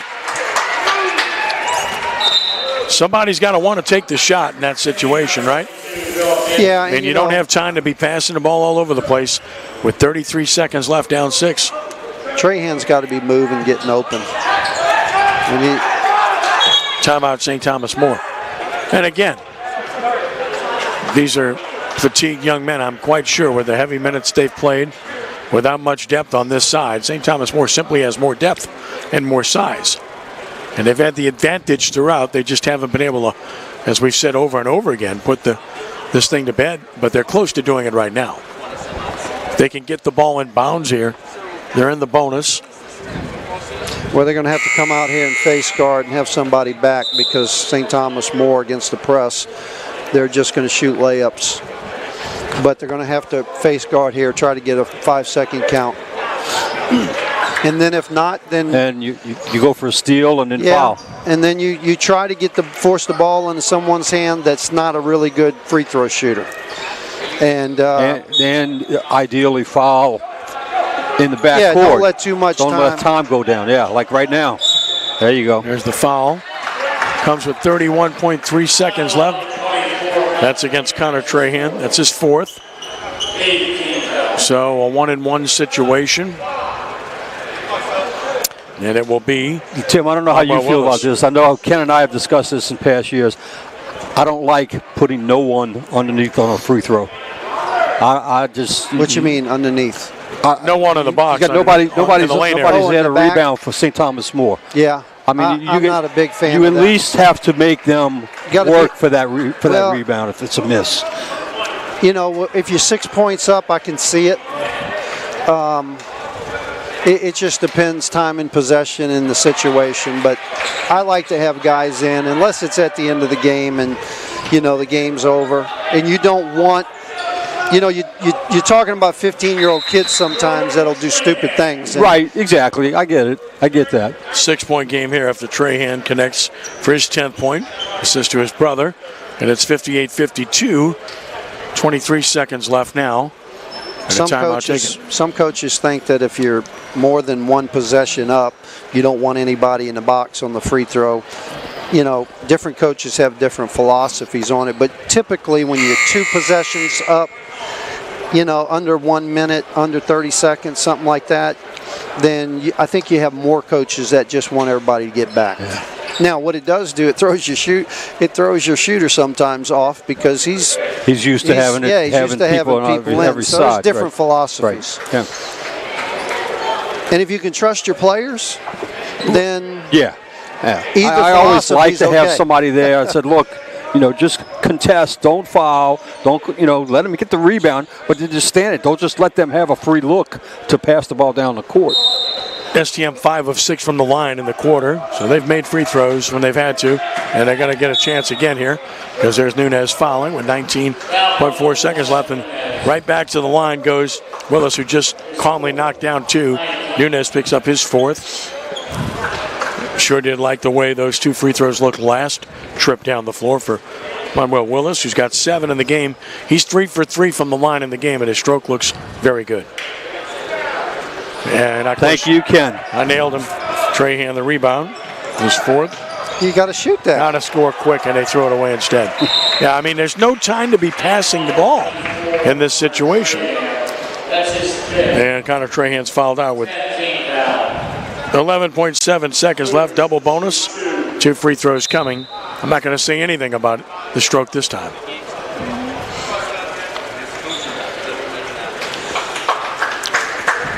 Back in the game is Maddox Moss. And back to the line goes Manuel Willis with his 7 points in the game. And of course he's missed again. Not over yet. Has to make one here. Make this one, it's over.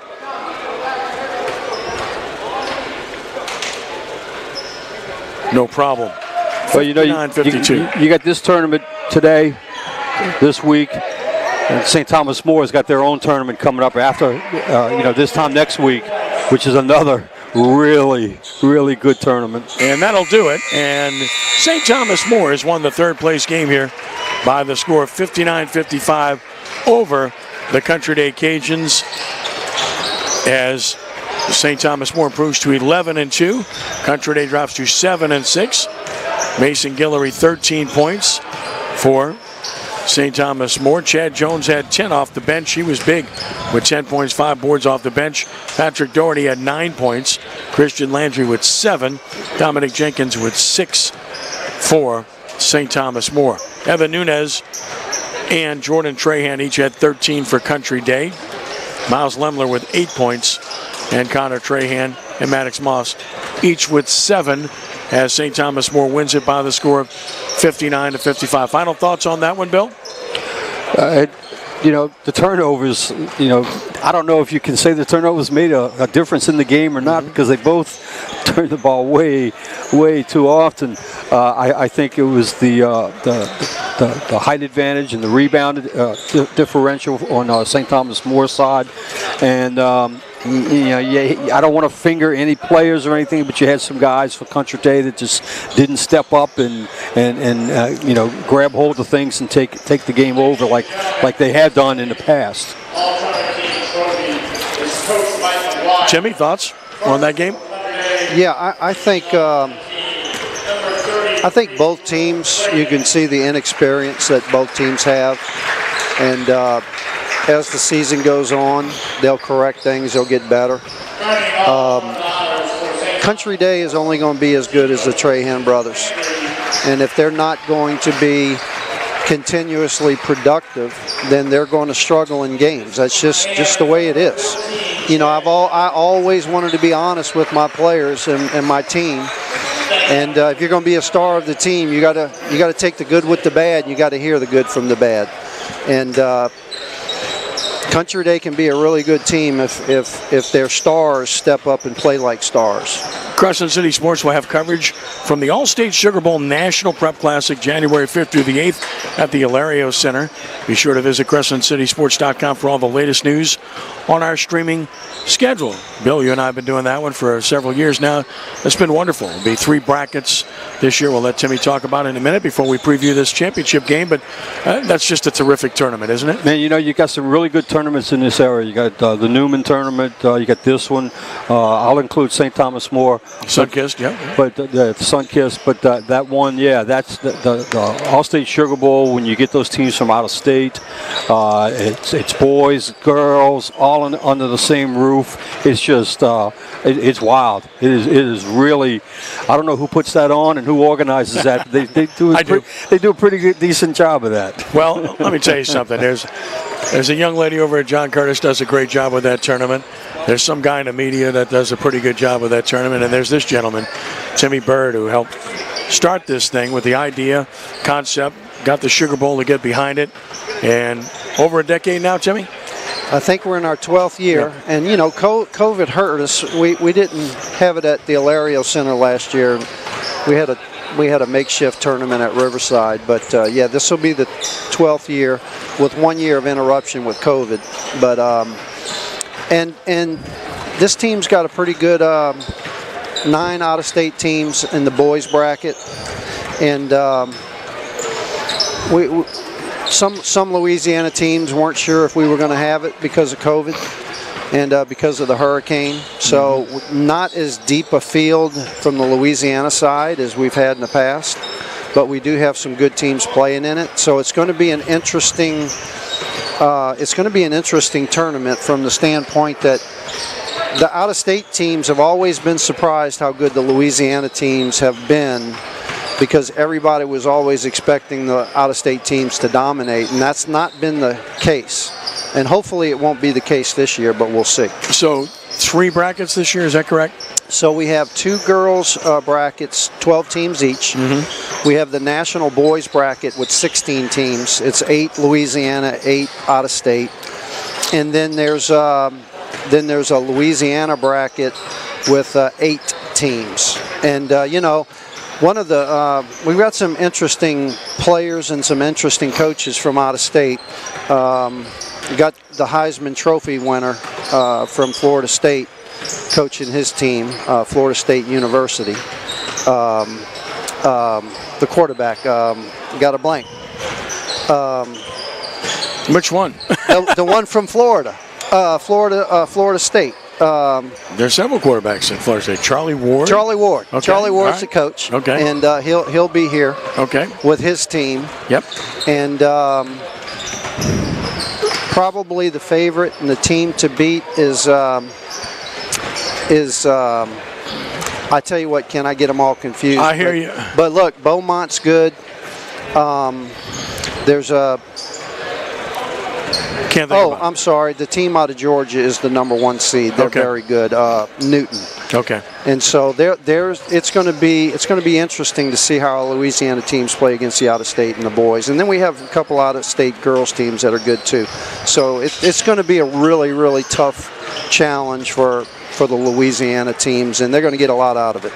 All right, speaking of Louisiana teams, we're set for the championship game of the Country Day Classic. The Car Cougars and the Catholic Bears out of Baton Rouge to play in this one. Let's tell you about how we arrived at this one. Catholic got here by defeating McDonough 35, 74-38. Catholic then defeated Hahnville in a good one that I covered, 54-51. And then last night, Catholic whipped Country Day 56-39 to reach the championship game. The Carr Cougars, meanwhile, they had the toughest game right out of the box. They fought off John Curtis Christian 53-48, then whipped Brother Martin 52-32, and then took care of St. Thomas More 54-38 to arrive in this game. Couple of teams on win streaks, Bill. Catholic is 10-2. They've won 5 in a row, and Carr is 12-2. They've won 8 in a row. So you got two good teams, good programs here. Yeah, something's going to have to give tonight. Both these teams are playing really, really well right now. Not just in this tournament, but coming into this tournament, both of them are playing extremely well. Well, when you look at the history, you've got a couple of programs that have had success, and certainly Carr has had more success overall of the two programs when you look at what the Cougars have been able to do. And that really does date back to the great Bill Robinson and what he was able to do with that program for so many years. Just a class act, a terrific coach, and really established something special at Carr. When you talk about basketball, he put this program on the map and made it one of the best programs in Louisiana. I mean, Carr won state titles in 1994, 1996, and in 2007. Runner-up in 1993 under Robinson. And, of course, the court is named after him at Carr High School, and rightfully so. To me, he's a great name in this sport, Bill Robinson, right? Great coach. I think he laid the foundation at Carr, did just a magnificent job. I think what he did is he built a foundation of discipline. And kids loved him and played hard for him, but they played with discipline. And then Taurus Howard has taken the program over as a protege.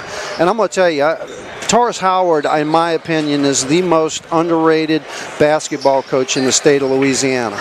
I think he is far superior than people realize. And I think the Catholic League is going to find out what a great coach he is in the future, because we've had the pleasure of playing him sometimes 4 times in a year. And all it did was make both of our teams better, because it was a war every time we'd go out and play. We'd play them twice every year, home and away, and then we'd meet up in tournaments and play. And I'm going to tell you, Taurus Howard may be the best coach that nobody knows about. And they don't know about him because he does not self-promote. He is a humble guy, but he just goes out there for the last, I don't know, it's been 15 years, 12 years, and has done a really good job with his team. They're disciplined, they're respectful, they play hard, they're talented. And you know who else you got to give a lot of credit to building the Carr program is Rock Walbach. Rock was great. Look, it's amazing. Taurus Howard's in his 9th year as the head coach in basketball. Class of 1994 at Carr. But this gentleman is also the athletic director at Carr. He's also the defensive coordinator for one of the best, if not the best, football programs in Louisiana with Bryce Brown. And of course, as mentioned, they've had great success previously. Haven't won a state title under Taurus, but we'll see. Last year they lost to Ellender in the 4A regional round. But this is a really good program. Meanwhile, Bill, you flip the page to Catholic, and you've got a guy that can really coach. Derek Jones is in his first year, and he's a Catholic graduate. Class of 1996, he succeeded Mark Cassio, who led the Bears to 3 Final Four appearances in 8 seasons. Now, Jones spent 4 years at Port Allen, and he went 88-26, and they were state runner-up in 2019, and then they won the last 2 state championships at Port Allen, and that's when Catholic offered him the opportunity to come home. But this guy not only played at Catholic, but he was a fine player at Mississippi State and at Samford as well. And then we know him. He was an assistant coach.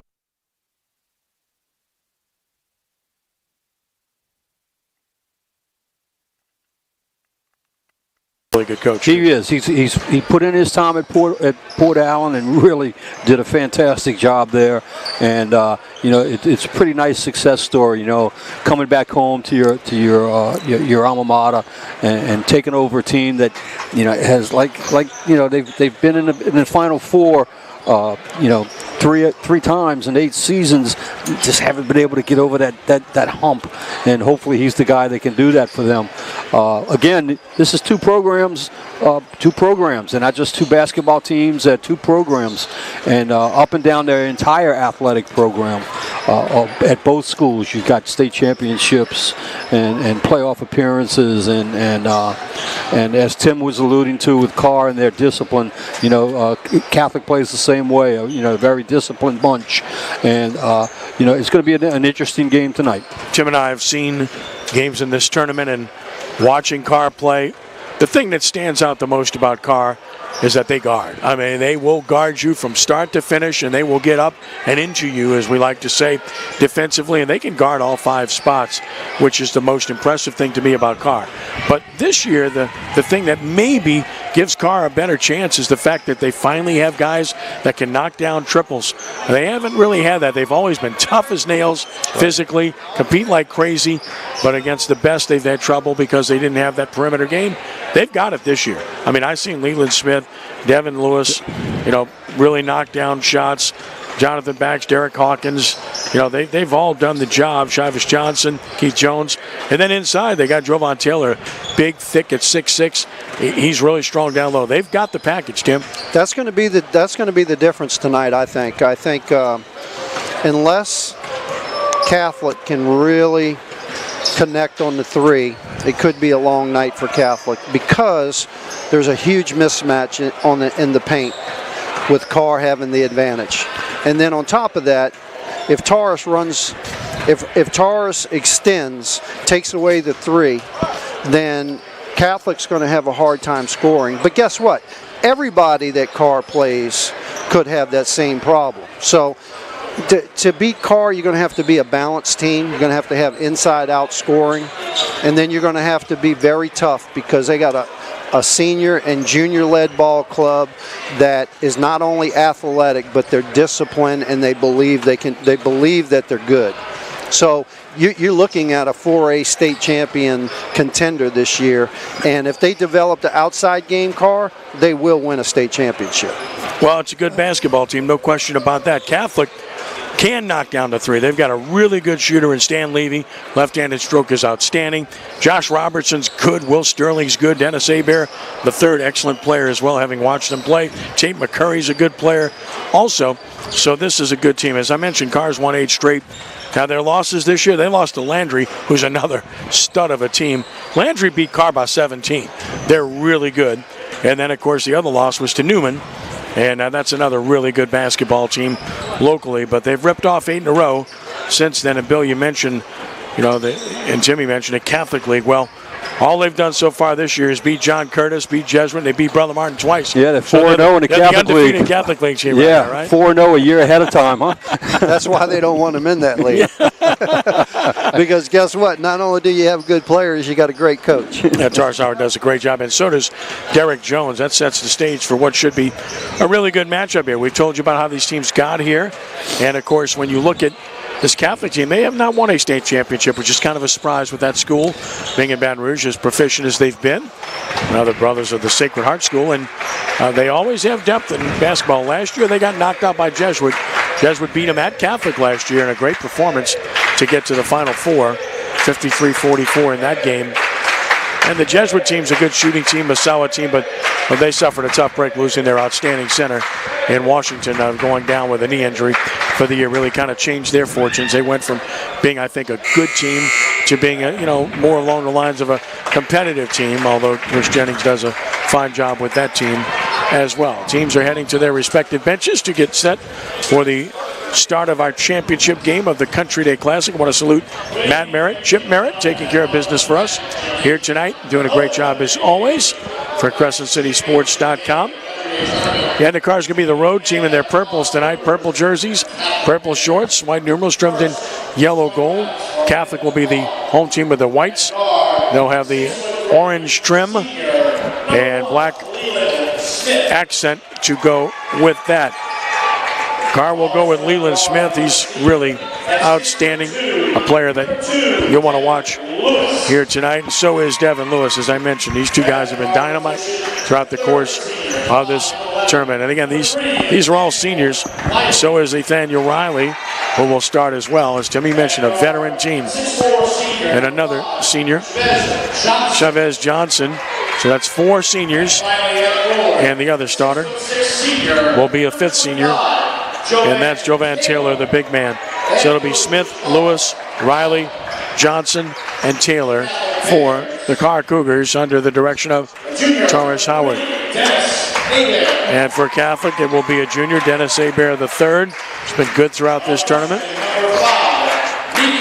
Nico Jones, who's been really good as well for Catholic. Stan Levy, junior, excellent shooter. You have to face guard him on a regular basis. Then you got McCurry, the youngster, freshman who's got a great future. And then the senior, Seth Harden, number 25, completes that starting lineup. It's Hebert, Jones, Levy, McCurry, and Harden for head coach Derek Jones, but the tournament championship of the Country Day Classic about to get started here.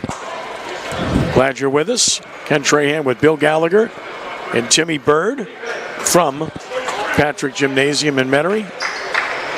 Interesting that Carr starts 5 seniors and Catholic has starting 2 freshmen. One being the coach's son.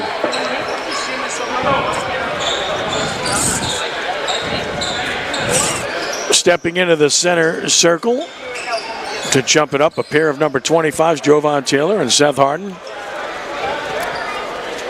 And we're just about set to go with this championship game.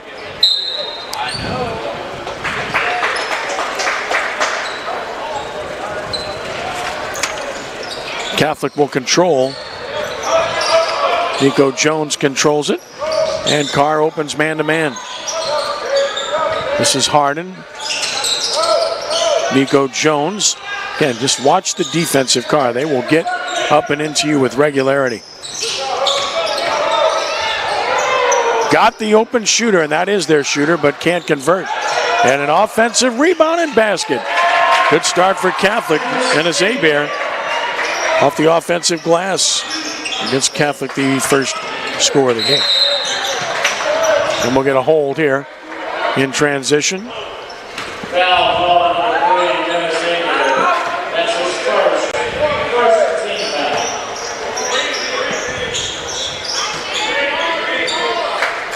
So the first foul keeps the ball in Carr's possession. And we'll set it for you as Leland Smith controls the show.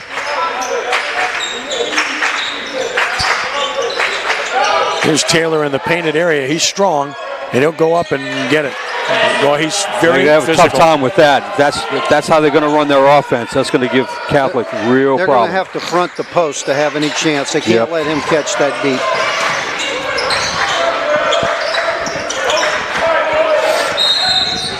And a whistle away from the ball and contact, and a player goes down, which is going to result in a foul called against Carr. That's going to work against Nathaniel Riley. It's on Riley, his first.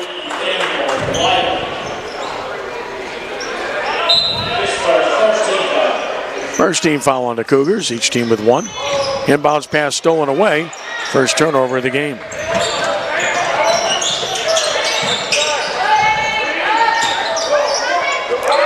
And drew the foul, so got it down low. And free throws are coming here for Chavis Johnson. 2 easy entry passes into the low post. Jay McCurry got the foul. Second team foul against Catholic. Back rim, unable to convert. Johnson on the first. Tied at 2 at the 6:45 mark.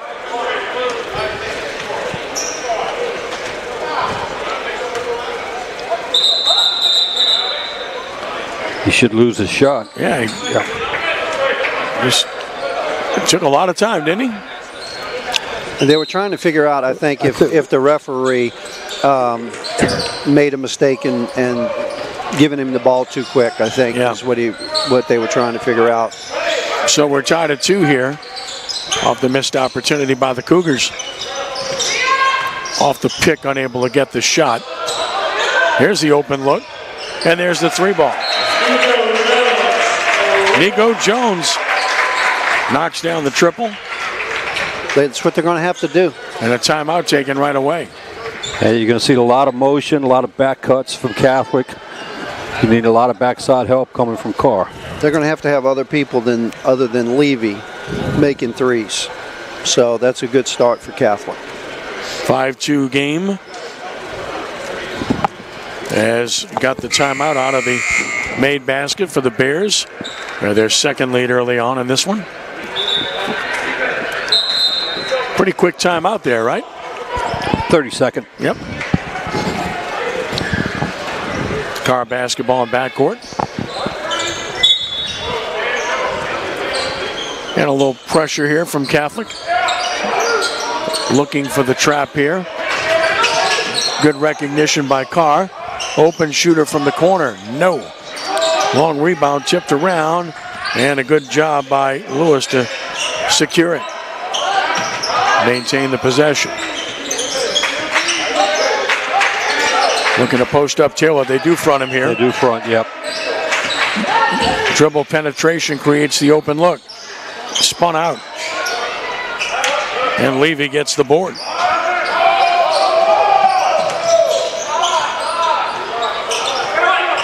High pick and a switch, and I think that's what you're going to, is switching throughout.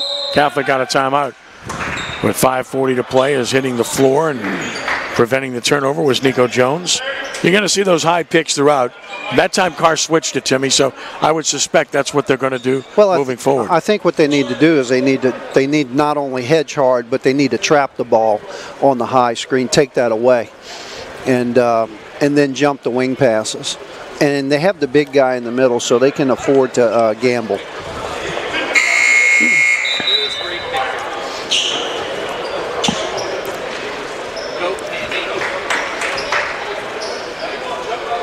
Catholic ball with a 5-2 lead as players set to resume at center court. Levy will bring it in bounds with 5:40 to play in the first.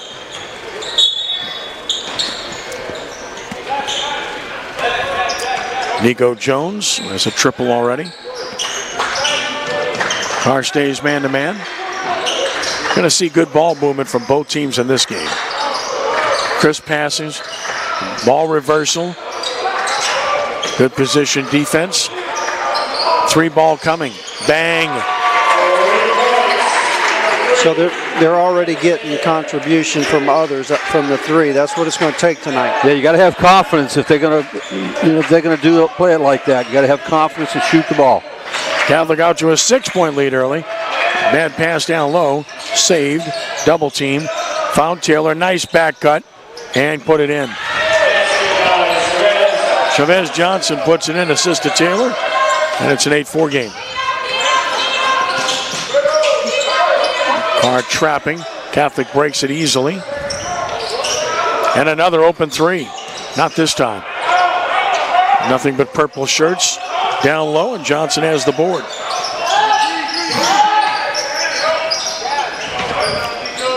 High post look. Oh, I would have liked the high-low there. Kick it inside, right?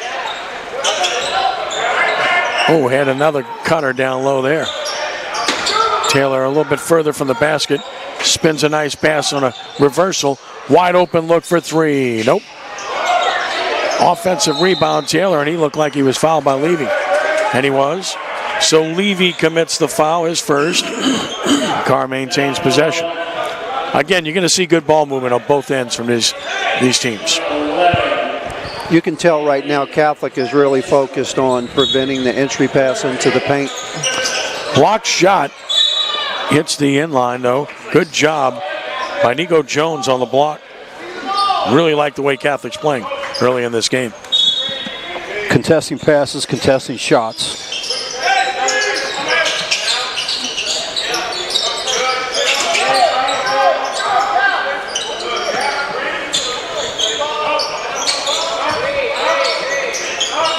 Catholic playing man defense, although they're fronting Taylor.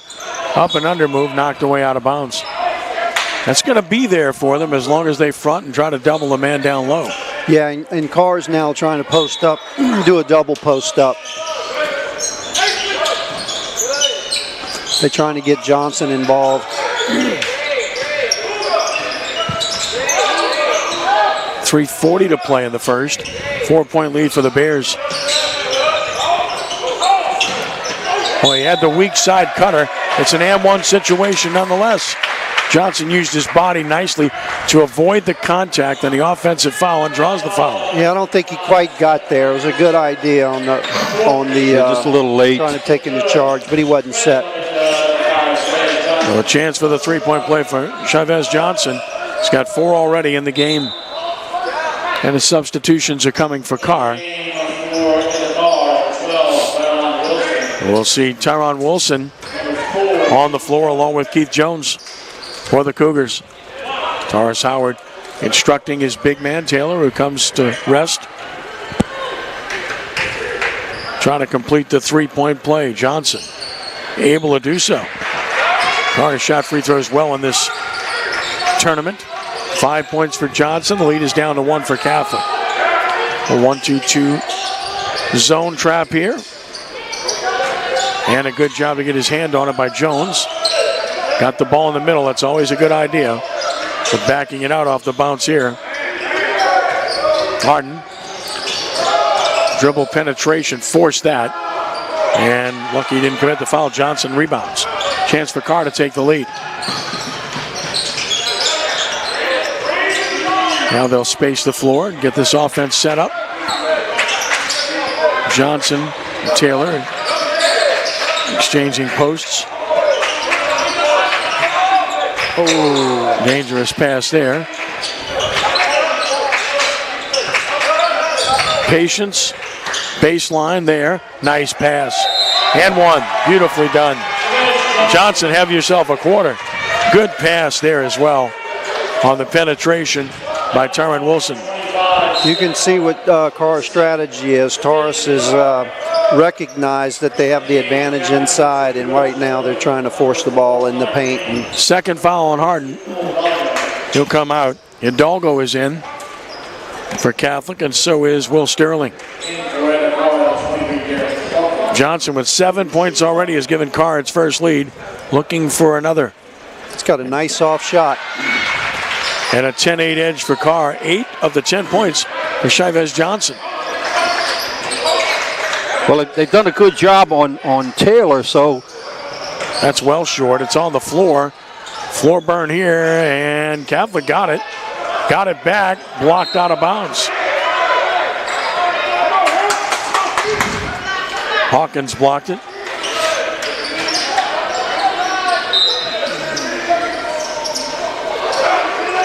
Inbounds pass to Green, and can't get it. Leland Smith controls. He's been quiet so far, but he's good. Smith really good off the dribble. Has it way out high here. High post look. There's a beautiful look. Hawkins scores, and Carr starting to get itself going here. Carr's doing a really good job executing on offense. 10-0 run for Carr, and they have a 12-8 lead to the Cougars. Under 2 minutes to play in the first. Levy long three ball. Yep. Can't let him shoot. Sterling the assist. Levy can knock it down from anywhere, and he shows you why. And it's a 1-point game. Levy coming off a big semifinal game when he was their leading scorer.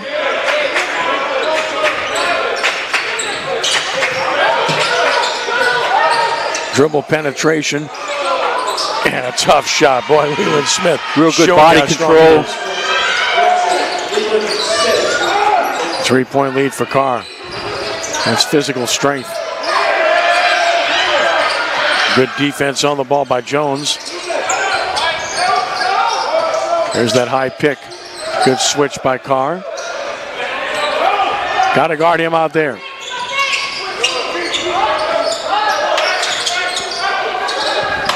Getting a lot of high screens by Catholic. Carr's doing a lot of switching of their defenses too. They're providing multiple looks. Nice Catholic. dribble here. Beautiful pass. Doesn't get any better than that. And the finish by Sterling. What a job by Hebert. And it's a 1-point game. That's really nice. Under 30 seconds to play in the quarter. Good quarter here.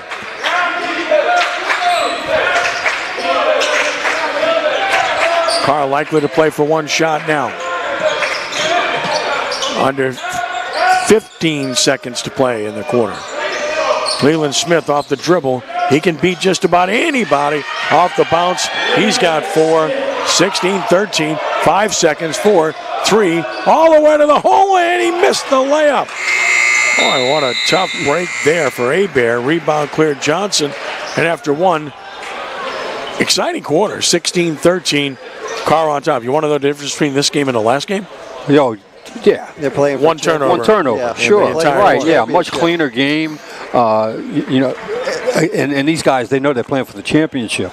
All right, so the intensity is a little higher than it was last game. You know, and both teams are running their offense as well. Okay. This Carr still is able to get the ball inside a lot. The Catholics made a couple of three-point shots, but that last basket when they cut down the baseline and made that, you know, they're going to come at you from anywhere. So all 5 guys have got to play defense. Chavez Johnson, Timmy, with 8 points, 3 rebounds. He was outstanding for Carr. Yeah, he really was. You know, Carr's strength is their 3, 4, and 5 guys. Their guards play solid. They're going to be hard to beat. But I tell you what, Catholic's got to feel good right now. Their first quarter, they played well. They're in the game. They've weathered what I thought was going to be the storm in the first quarter, and so now I think both teams can settle in, and I think we're going to see 3 good quarters here of basketball. Well, Carr had a 10-0 run in that quarter, but Catholic, much like we talked about in the first game, they have to hit threes, and they hit 3 of them. That's right. In the first quarter. Yeah, they're going to need to make 15, probably 16 threes to win tonight. 3-point lead for the Cougars. Second quarter begins. New player in the game for Carr is Tristan Brooks, wearing number 15. This is Tyron Wilson. Another new player in the game, Dylan Johnson for Carr. So a lot of changes for the Cougars. For Taurus Howard to start the second quarter. Tells you about his confidence and his depth. But this time the depth fails, throw it away. Put the jinx on them, because that's their first turnover of the game. As a coach, you hate to see that pass when the guy throws it behind him. You know, you're teaching your guy on the wing to cut to the basket. Carr's playing man now, so they keep switching their defense. It's Dennis Hebert, who's been good thus far. Will Sterling. Here's the switch again. Nice penetration for the open 3. That's their 4th 3. This is Connor Green, assist to Hebert, and we're tied at 16. Doing exactly what it has to do, Catholic. Good dribble penetration, and the miss on the bunny. Can't miss that. Ball knocked away. Good job to retain possession, though, by Green. Catholic with a chance to recapture the lead.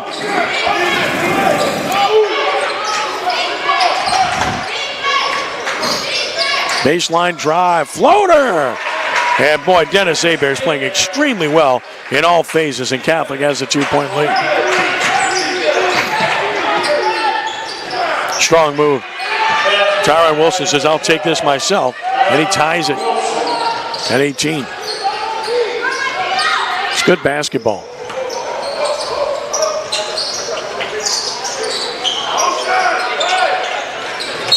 Ran through the pick out top. And that'll be a foul against Keith Jones.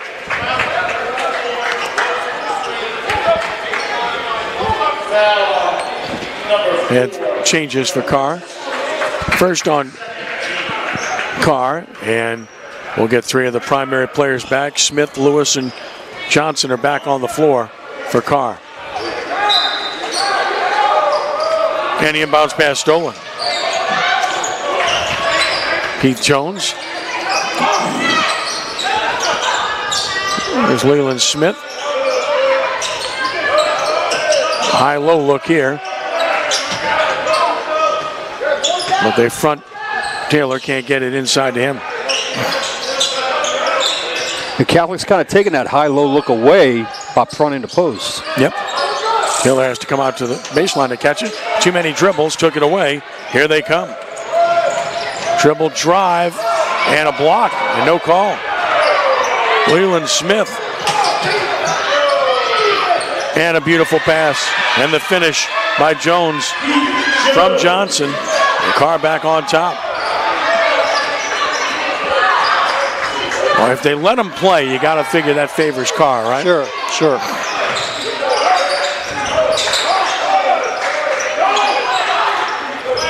Well, when Carr's in man, they have to. And here's another steal by Carr. And that's Chavez Johnson who's doing everything. They have to stay home on the shooters. They're helping out on ball penetration, and they have to stay home because they're big enough and long enough to not need help. 3 ball, not even close, but an offensive board. As Johnson again, boy, he's doing everything for this team. Johnson in double figures with 10, also 4 boards, 22-18. Good-looking player for sure. Double team out top, looked like a walk. Forced another turnover. The pressure by Carr. I was going to say that pressure, Carr is now applying that pressure. Like we were talking about before, they're extending the defense and guarding harder and harder. And it's their length. Their length is going to cause problems because even their 6'1", 6'2" guys are long. Shaw continued its winning streak tonight. They beat West Jeff 54-48. I want to say they've won 11 straight. I want to look that up. Wesley Laurendine's doing a really great job over there. Hey, a really good young coach. That's an air ball and a whistle down low. Foul on Carr. Rebound by Robertson.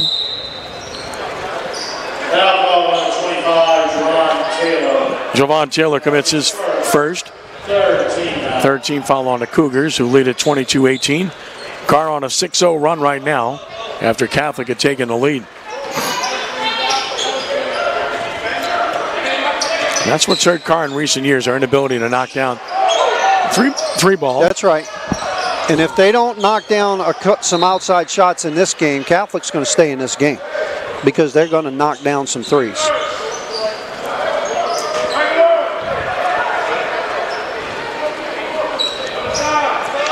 Catholic's doing the right thing. They're trying to make them shoot threes, and then Carr needs to make Catholic shoot twos. Bears had a good game. Beats his man to the baseline with a beautiful move. Dennis Bear with 9 points now, and it's 22-20. He's had a very good tournament.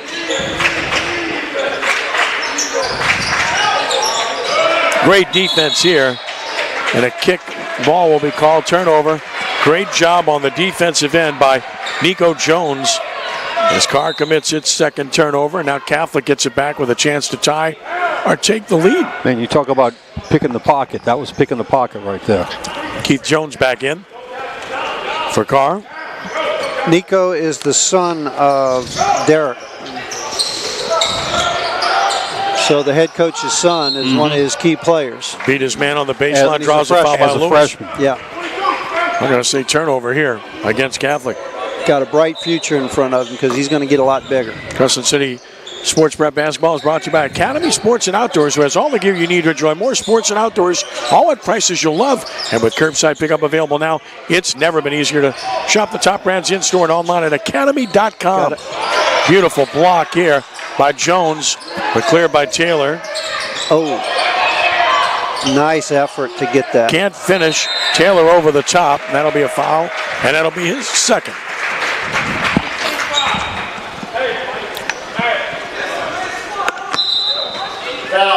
Catholic looking good. They have come out and they're battling. They're staying right in this game. They're forcing, they're trying to make it tough on Carr on the inside, which is smart game planning. We talked about the way Carr plays defense. We didn't say anything about Catholic's defense.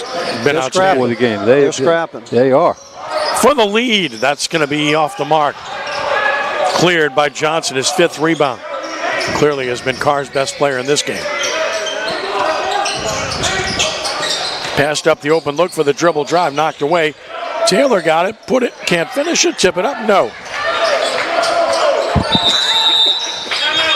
And a timeout taken by Catholic. So a timeout Catholic. 2:26 to play, 22-20. Here in the first half of play, and the Bears will get it back. So I'm looking at the Carr side of things right now, and Carr has yet to make a three-pointer in this game. That's been what's really kind of kept them from being an elite team. That's right. In recent years. So they've been outscored 12-0 beyond the arc in this game. Yeah, for them to win a state championship, they're going to have 2 or 3 guys that can knock down threes. And they have showed it in this tournament. They've had a couple guys be able to do that. But for them to be balanced and beat the best teams in 4A, and I'm talking about the top 4 teams, they're going to have really good balance on the offensive end. Yeah, Smith and Lewis can do it. You know, if they get an open look, Smith and Lewis are able to hit the three. I mean, they both have been really good shooting the ball, but in this game, Lewis hasn't scored and Smith has 4. And I don't know if either one of them play football or not. Maybe they're just getting their legs underneath them right now, or, you know. No, they've played well in the tournament, but haven't. Again, they just haven't been able to knock down anything from deep yet, because that's what's going to open up the baseline and the lane area for them if they can make some shots. Until that time, Catholic's going to continue to sag in front whenever they can. It looked early on like they were going to attack in the middle, and Catholic was kind of defenseless, but they were able to make an adjustment. Step through the double team nicely there. Yes. Offensive rebound, strong, and that'll be a foul.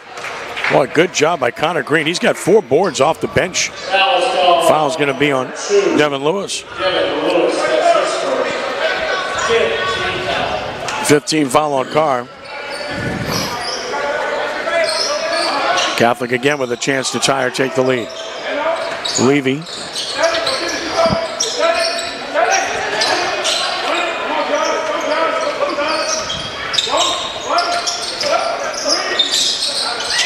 Good position defense here.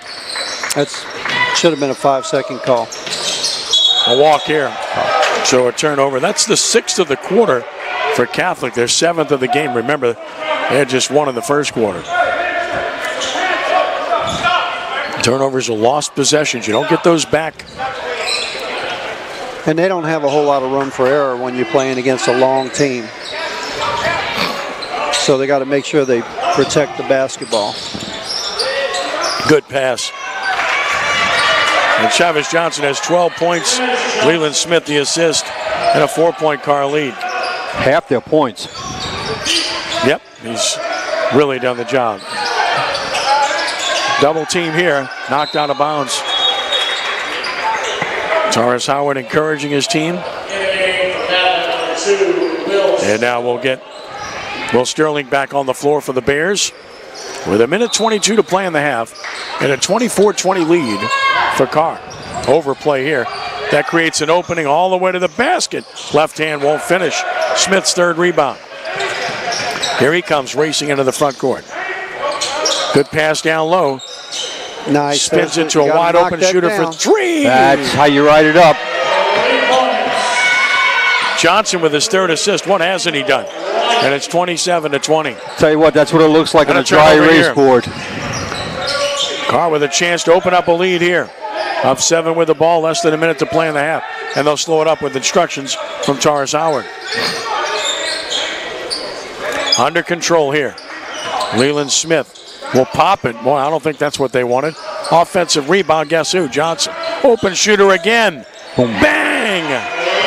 Johnson, Riley's knocked down 2 in a row. Timeout right here. Johnson's 4th assist. Riley's at 2 triples in a row, and it's 30-20. As if on cue, we said they needed to make threes, right? They found somebody that's done it. Knocked away, stolen. And both assists by Johnson also. Yep. Pull up, 15, back rim. Offensive rebound, lost out of bounds.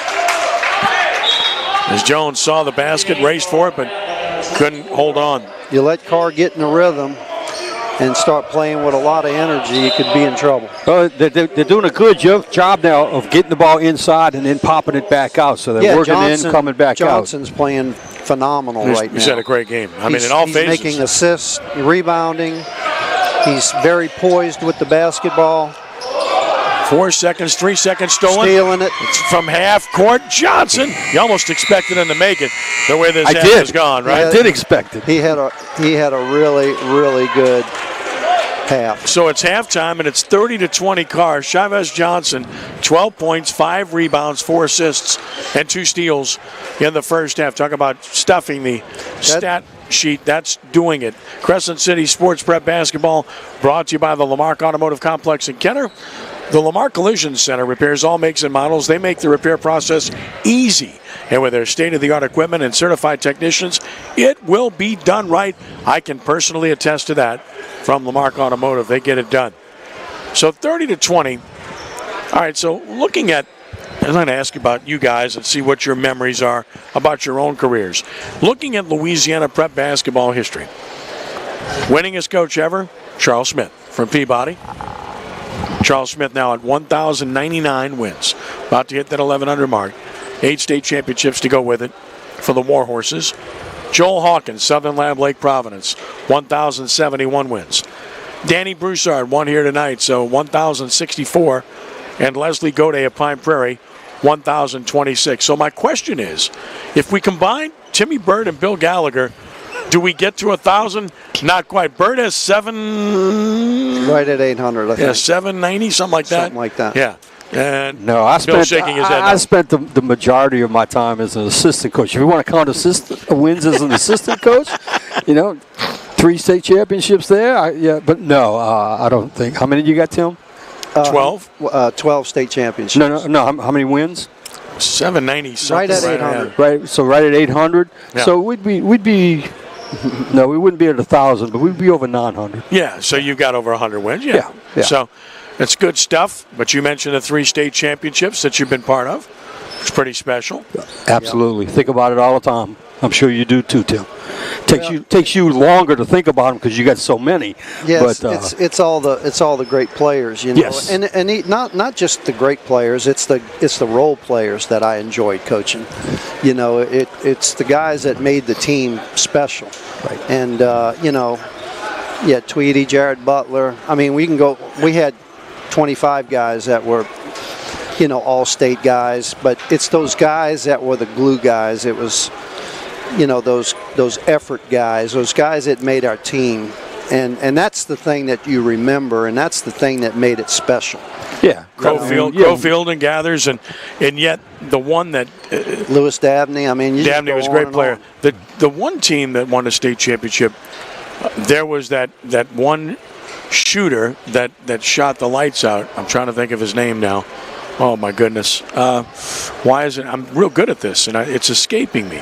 Caucasian, great shooter. So Corey. You can't even remember. You're killing me, man. Corey Costanza. Costanza, there we go. Yeah, Corey Costanza beat St. Aug that year with his senior year. And look, what was amazing about that team is Corey was the only. He was the only senior, and the rest of them were freshmen and sophomores. Yeah. So Corey was a kid that, as a freshman, could barely dribble the ball. Stuck with the program, and then just became a really good player our senior year. And he was a large factor in why we were successful that year. And then at Brother Martin, the best teams to me, I still love the first team after the merger with Skippy Brunet and Glenn Mason and Dale Valerie and Tommy Smith. Right. That was an incredible team. But then, of course, all the 2004, 2005, 2003, those teams that had 5 kids that were played at the next level. Right. They can name them all, right? Right. DJ Augustine is still playing in the NBA after like 40 years now or something like that. But Courtney Wallace was really good. I still say Ryan Brock. If Ryan Brock could throw in the ocean from 10 feet, he'd have played in the NBA. Yeah. He was that kind of athlete. Yes. I did his games at Loyola. Yeah. He was really good. But that was a team. Corey Bloom, Deuce Martin. Deuce Martin was really good. And I mean, kids off the bench too. We had. I mean, that was an exceptional team. I mean, I tell people all the time, I'll never coach a team. Yeah, that was like that. I mean, you win. Team. Yeah, you win state championships. We won again in 2010. Totally different. And I did those games. Not just totally different kids, but just a totally different type of team. I mean, we didn't have a DJ on that team. We had Patrick Swilling. Patrick Swilling was a good athlete. A good athlete, but DJ was. This is what I say separated DJ from other people, is that DJ made everybody else around him better. And to this day, I hear that when I read and listen to NBA scouts and coaches and writers and things. DJ makes everybody around him better. Well, he's a really good person. Yes. I really like DJ, always have. Yeah. Superb guy. I'd say the same thing about Jared Butler, first-class individual, special. You can tell the character when you're around people, and that's going to carry people a long way when they conduct themselves the right way and they handle their business right and they handle people right. And those guys certainly were reflective of that. I mean, Riverside, I think we first got the exposure to Riverside with Rico Gathers. That was kind of what we remember is who is this behemoth guy? It's not that he was so tall. He was tall, but he was so big.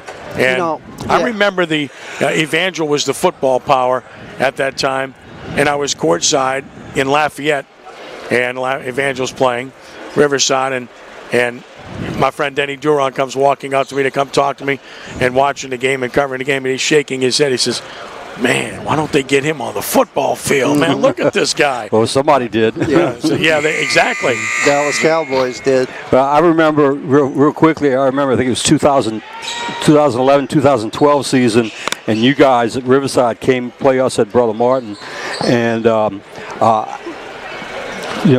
we had just gotten Jabbar Singleton back from injury. Yeah, his first game back, and so we felt pretty good. And we're playing you guys, and we're playing tight, and we're winning, or we're right there the whole time. And Rico just kind of slept through the first 3.5 quarters. And he would do that. That son of a gun woke up in the fourth quarter. Yeah, and you talked about kids needing to carry teams on their back. Well, Rico put you guys on his back that night, and y'all came back and beat us at the end. If Lewis Dabney wouldn't have got hurt in Thanksgiving, tore his knee up, we felt like we would have had a shot to be the number 1 team in the country, because we were beating the number 8 team in the country by 25 in the second quarter when he blew his knee out in the Arkansas tournament. And then we went up to the City of the Palms that year, and we were in the semifinal game.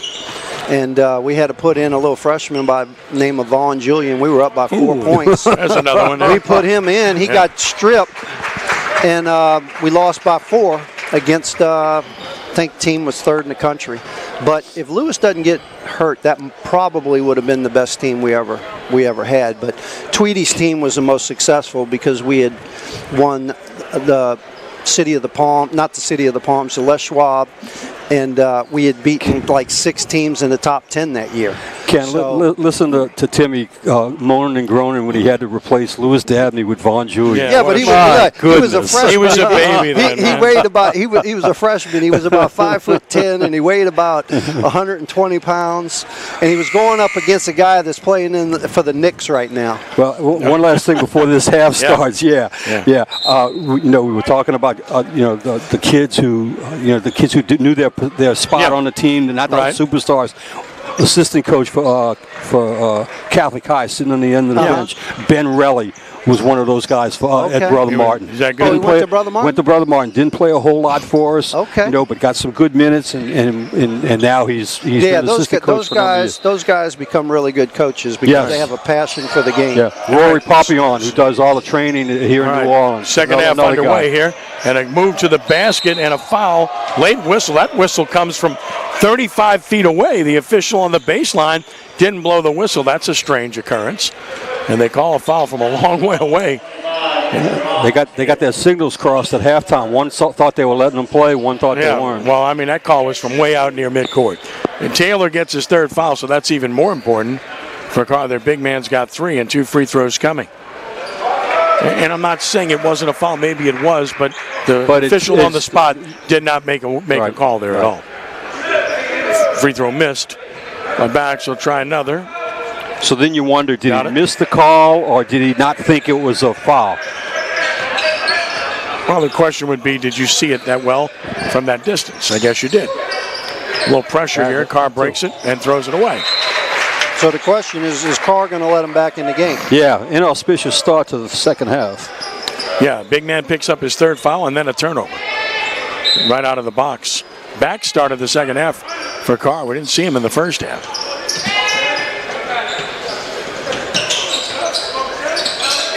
He's positioned in the right corner. Levy put length on him to make it difficult to get the shot. They've done a good job with him. Yeah, they've done a good job on him tonight. Got space here, and then as soon as we said that, there he is, knocks it down, and we got ourselves a closer game now. Levy with 6 now, both on triples. Answer, yes.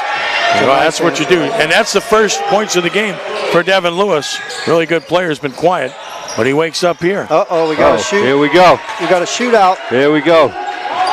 Max hits. That's Abear.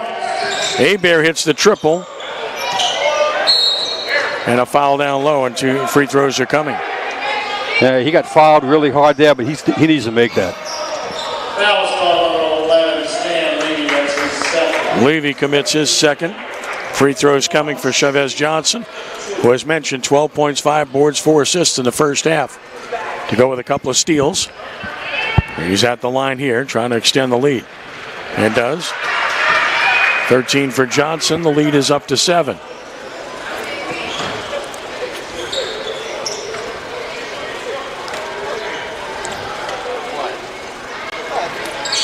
And rolls it in. 14 for Johnson. And an 8-point lead for Carr at the 6:47 mark of the third quarter. Knocked away, out of bounds. Ball will stay with Catholic. Oh no, they're going to say Carr ball. I didn't see that, guys. Thought that was off of Carr, but they give it to. He had to explain his call too. Close. Got the big man in the middle to break the pressure. Now we'll set up the offense. Smith took a look. There's a good post up. There it is. Can't stop him down there. 4th point of the game. That time he got position and went to his left. Smith all over backs. And got it out of there wisely. This is Abear. He's been their man.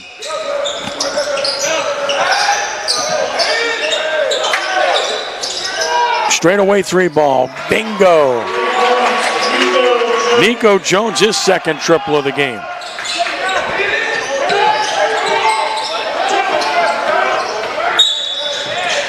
And a foul here.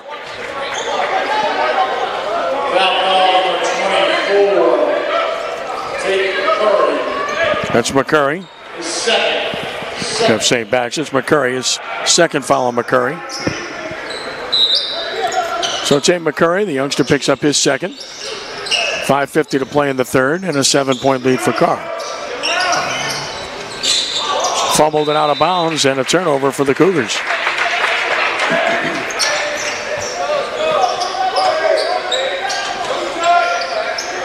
So Catholic off to a good start here in the third quarter. Knocking down triples. They've got 3 in the quarter already. As we said, that would be the key for them to have a chance to win this game. Threw it right in the corner. Turn it back over. And turnover for a turnover. Very careless play there when they had an advantage. I like the attacking style here. Another 3 ball. They are hot, but that one spun out. Smith rebounds. Boy, that thing looked like it was down. Leland Smith backs it out off the dribble. He's a slick ball handler. Riley hit a couple of 3s in the first half. And now Johnson, who's been their primary man. 4:50 to play in the third. 7-point edge for Carr. Smith to the baseline. Blocked away beautifully and cleared.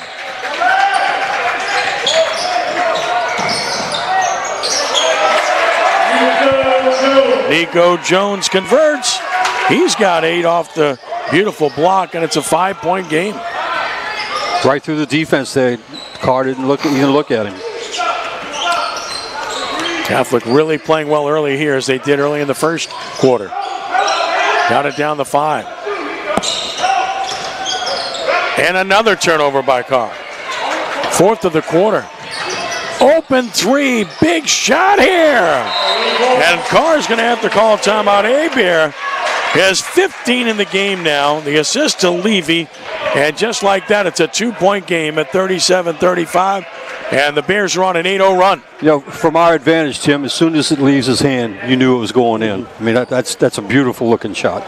Yeah, Carr's come out flat, come out like they don't have any energy, and Catholic hit a couple of threes. Now they've stole the momentum, and they're playing with a lot of energy. So looks like this game's going to go back and forth. Yeah, just when you thought Carr had command of the game and taken a 10-point lead, Catholic comes out of the half. They start the quarter on a 4-0 run, and now they're on an 8-0 run, and they're back within 2, and Carr's committed 4 turnovers in the quarter. Yeah, turnovers make good teams look very bad. You just can't. It's the equalizer.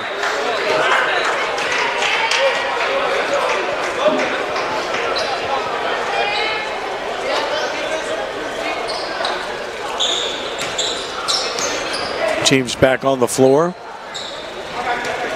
Catholic will be putting some pressure on. Jones to Smith. Smith gives it back to Jones. Jones able to beat the pressure, almost a double dribble. Smith has an open look. Smith got it back.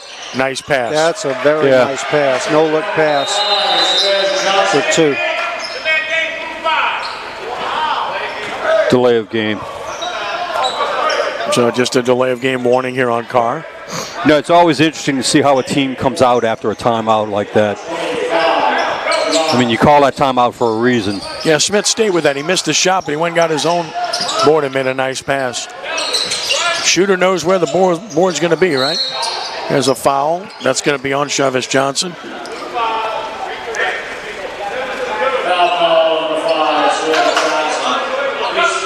First on Johnson, second team foul on Carr.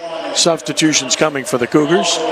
We'll get Dylan Johnson checking in. And Tristan Brooks checking in. Johnson gets a rest.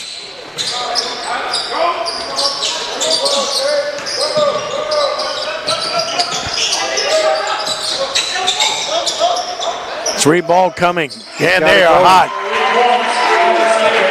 Hebert with 3 triples in the quarter. He's got 18 in the game, and this is a 1-point game.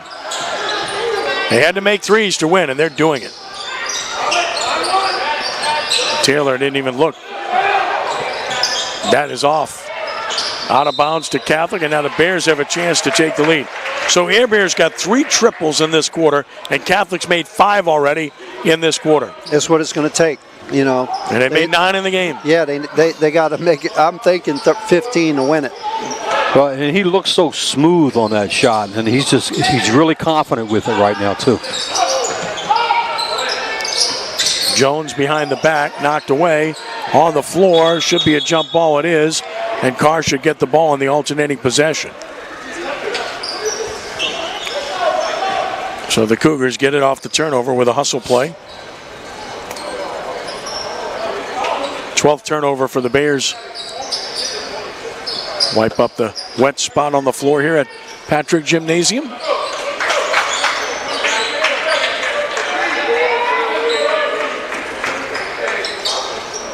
Oh, he stepped over the line. Wow, a careless turnover here. And now Catholic will have another chance to retake the lead.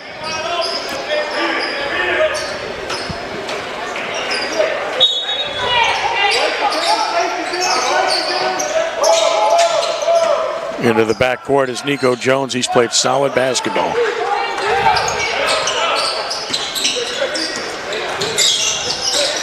Knocked away, stolen. Racing toward the hoop. And finished with the left hand. Nice job by Dylan Johnson, his first 2 of the game. Off the Catholic turnover. And lead up to 3.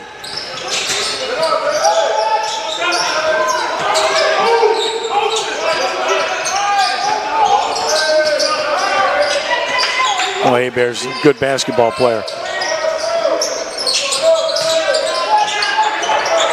Double teamed in the corner, needs help. Bad spot to Timeout pull up Catholic. your dribble. If you're going to dribble there, he started dribbling back toward half court. You got to keep going. You don't stop right there, and you know the trap's coming. So a 3-point edge at 41-38 with 2:02 to play in the third.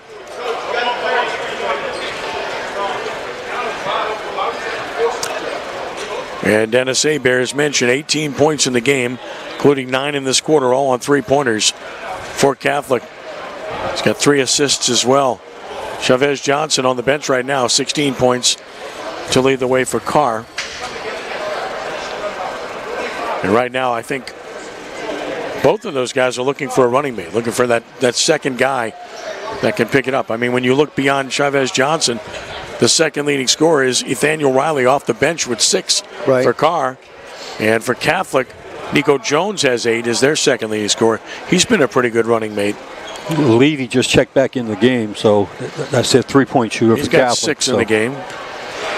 He's not getting many open looks. No, he's not. But Leland Smith has 4, and Devin Lewis has 3, and those are guys that you would expect would be able to step it up for Carr. And the big man, Jovan Taylor, with 4. If the defense leans toward Hebert, that might give Levy a couple of more looks. Catholic ball, front court. Out of the timeout.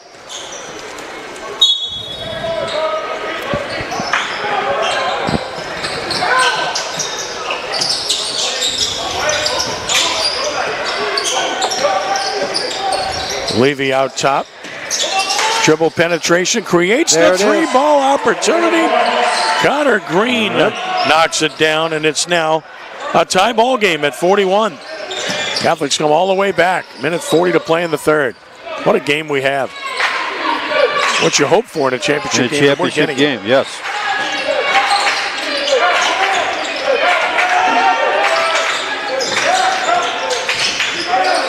Fall away shot here. Unconventional, and now Catholic with a chance to take the lead.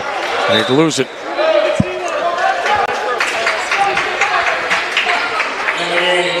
Carr gets Lewis back in the game, along with Johnson. Kind of think they need Johnson on the floor regularly. Yeah, they can't afford to not have him on the floor. Not the same team.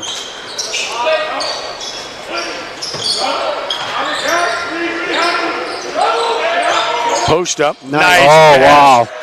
Nice no-look pass. Johnson makes the perfect pass to Jones. 5th assist. Carr up by 2. Yeah, he's just playing a complete game.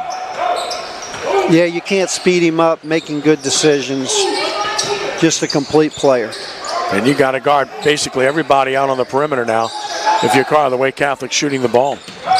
And they're on fire in this third quarter. And it's not just one guy. It's not just 2.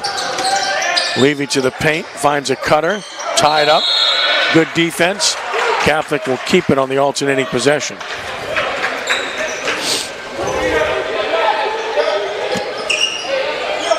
They have 6 3-pointers in this quarter alone. And that's what it's going to take. And back in the game is Nathaniel Riley. Smith comes out. So 18 of their 21 points in this quarter. Yep.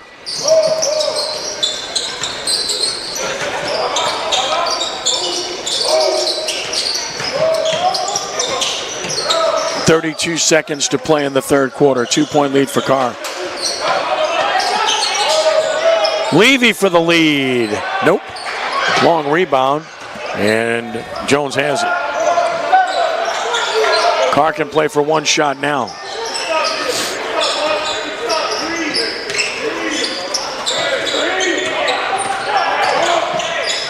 Open look for 3. Bang.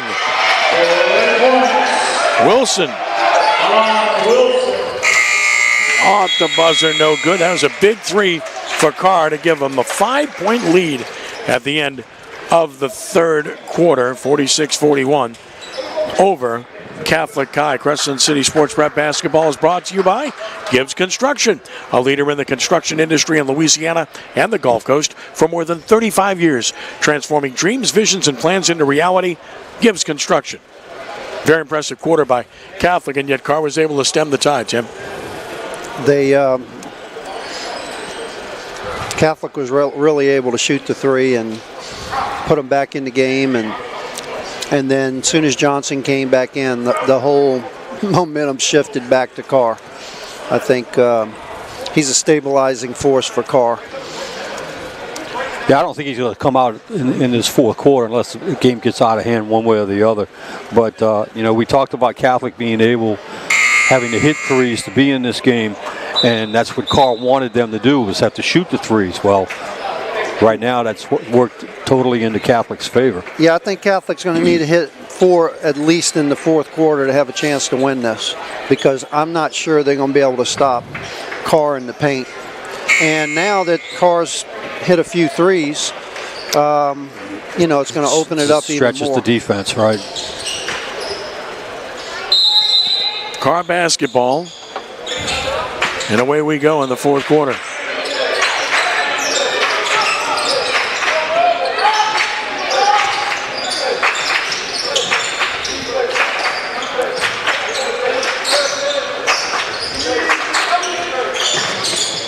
Tough defense, couldn't get the shot there. Wilson. Catholic playing sticky man-to-man here. Carr staying patient. Off the bounce, nice looking shot. Keith Jones off the bench with 6. He's been good. 10th grader. It's 48-41, good looking player.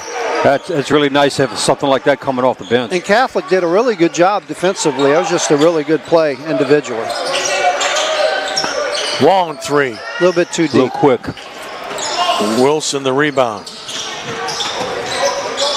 He runs the show now. Guarded by Hebert. Hebert sticks with him. Jones out top.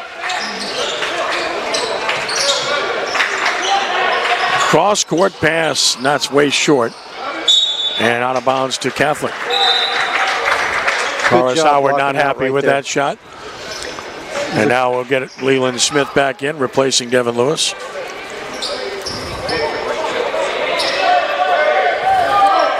Seven-point lead for Carr.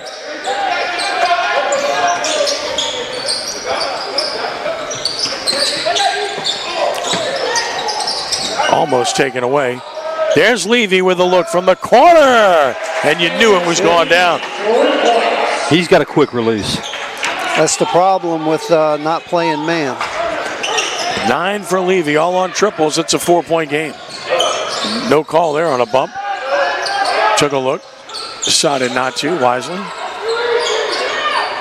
Skip pass.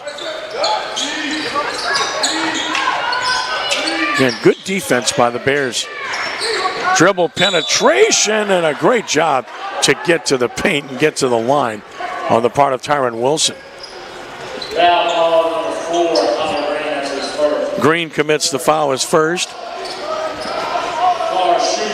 Third team foul, and at the free throw line, Tyron Wilson, he's off the bench with 5 points and now 6. So they've gotten good production off their bench, Bill. Yes, they have. Both Wilson and Jones have both done a good job. Yeah. Coming in, being able to spell these guys. It's like 15 points off their bench tonight. That's pretty impressive. Between 4 players that have scored, Wilson has 7 now, and Carr's lead is 50-44. 5:58 to play in the game.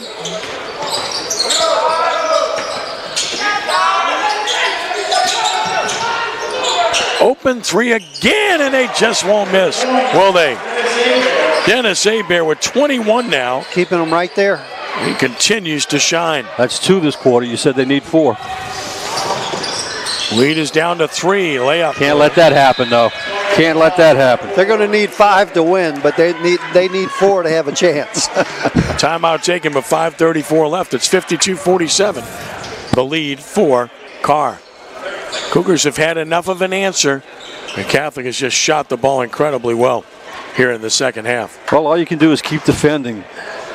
That's all you can do. Just keep defending, maybe throw some different defenses at them, keep them off balance. But, I mean, Catholic's just making the shots. You got to give credit to Catholic. Well, I'm just keeping Jimmy's comment in mind because now they're up to 11 threes made. Wow. So they got to get to 15, right? Yeah.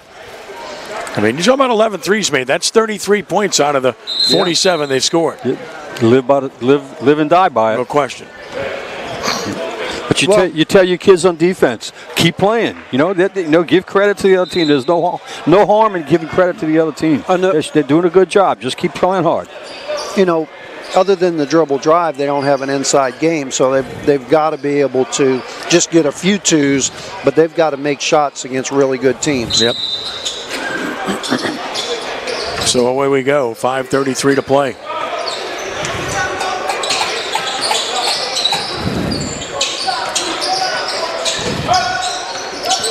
Bear's been terrific. Nico Jones. Sterling. Levy. Set the screen, couldn't get open. Patience exhibited. Crossover.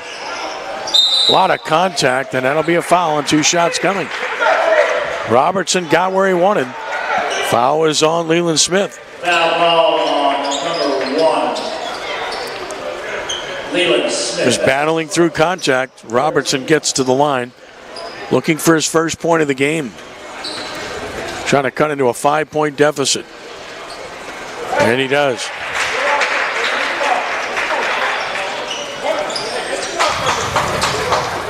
Well played game, guys. It sure has, Yes, it's been a very exciting game, yeah. Not a ton of turnovers. And second is good, and it's 52-49 with 5:07 left to play. And we'll get a substitution here. Catholic brings back Seth Harden. With 5:07 to play, it's a one-possession game at 52-49. got to be looking for Johnson right here. Leland Smith. Jones. He'll back it out for 3. Oh, that's a big shot. Jones off the bench with 11. Has he been big? That's a big shot. I'll tell you what, that was a nice looking shot too. 55-49. You can't defend that. Levy. Nico Jones. Jovan Taylor back in the game. Got him out on the perimeter.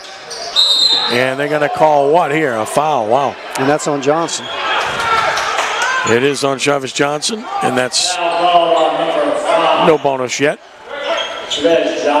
Chavez Johnson has his second. Fourth on Carr. 4:33 left. 6-point lead, Cougars. Inbounds pass carries all the way into the backcourt. Leland Smith.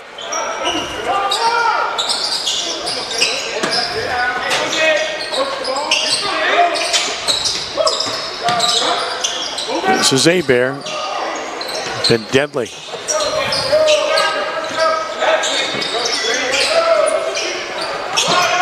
High pick again. Switch it. Catholic remaining patient. Levy goes to his strong side and scores.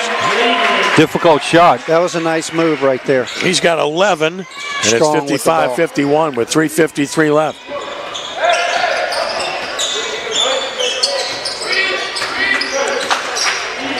This is what you want in a championship game. You want Look something at that's this, gonna off be the competitive. dribble, Smith, long 3. Not the shot they wanted there. Rebound by Bear.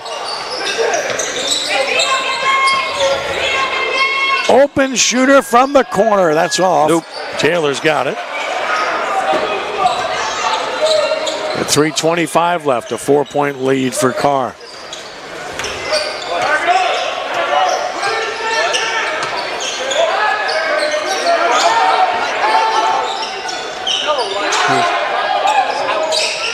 Fumbled it. Carr keeps possession. With 3:08 to play. They're letting Nico hold the center down low underneath the post. He's got his arms all wrapped around him where he can't move. And they're letting him get away with it. Now they've switched. We approach 3 minutes left to play. 55-51 Cougars. Leland Smith has been quiet. Nathaniel Riley back to Smith. Skip past Chavez Johnson. Drives it, shoots it, missed it, tipped it, couldn't get it. Rebound controlled by Levy. Here he comes. Levy all the way. Nope. Johnson the board. Sixth. Fumble here. Got it back. Jones under pressure.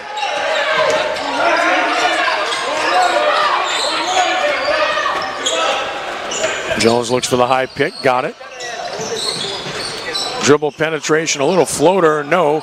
Johnson rebounds. He's fouled. He'll shoot two. Seventh board for Chavez Johnson. Been a while since Carr got an offensive rebound, too. Yep. Foul works on Dennis Hebert. Johnson's Jones for Carr has got a nice bounce in his step. He's really light on his feet. Just a bouncy athlete. Third foul on Hebert, and here's Chavez Johnson at the line with 16 points. He hasn't scored in the fourth quarter as of yet. Now he has 17 in the game. Good looking free throw too. Connor Green back in for Catholic. Johnson another coming. Put it up and put it in. 18 for Chavez Johnson. And a 57-51 lead for Carr. Two possession game, 2:16 to play. Green out top. Nico Jones slipped, fell, open three. That is no good. Taylor the rebound. Oh, he's stepping out. Almost. Very close. Double team here. Get in the middle of Taylor to Jones. A minute 53 to play. Back it out of there now to Tyron Wilson. They might want to take the air out here and space the floor, right? You have guys that can handle the ball. I think Taurus wants to. That's exactly what he wants to do. Well, he's got guys that can handle the ball, Tim. I mean, he's got guys that can clearly handle the ball, and there's your foul. Let's work against Jones. He's going to shoot layups now. You still want to look to score. Oh, absolutely. Still, I mean, you got to take a two if it's there. Yes. Oh, yes. It's only the fifth team foul. Seth Harden back in for Catholic, and so is Josh Robertson with 1:36 to play.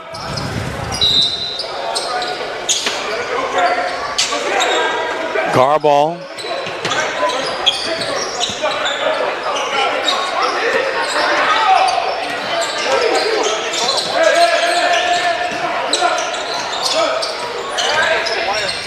Taylor should be able to put that home, and he didn't do it. And he doesn't put it home. A big missed opportunity.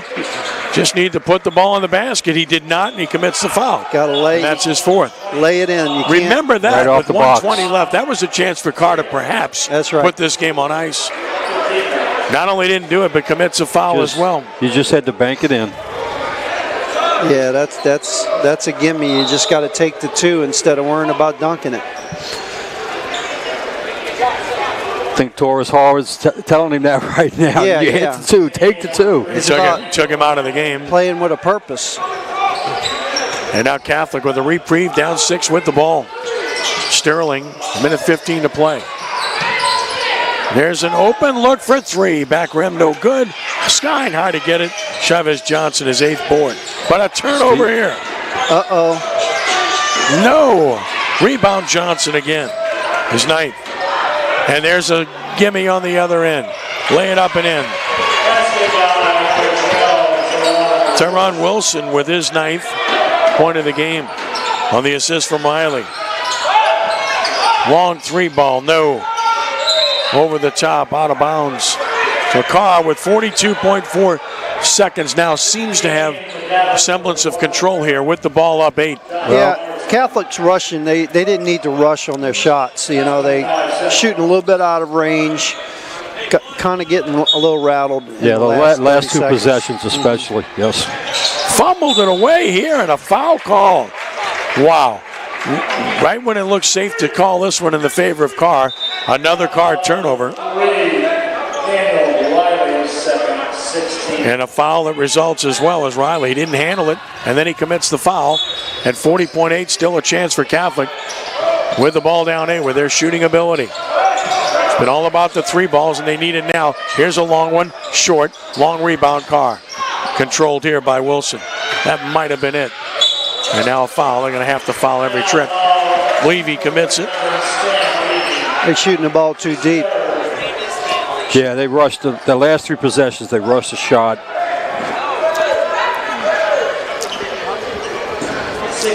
6th team foul, so still not free throw shooting. His Carr takes another. 2 teams on win streaks. One will come to an end. 2 good basketball teams, that's safe to say. Catholic's pushing Carr right to the end, though. Timeout Cougars, 29.3 seconds left.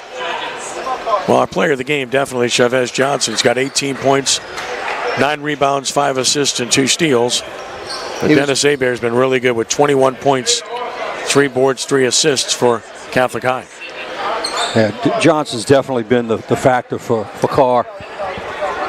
Well, that and their bench, because you got and their bench. Tyron Wilson with 9 off the bench, Keith Jones with 11 off the bench, Bax with 1 off the bench, Dylan Johnson with 2 off the bench. I mean, their bench good production has been huge. That's deep. You know, he's got a lot of depth, so he's going 9 deep.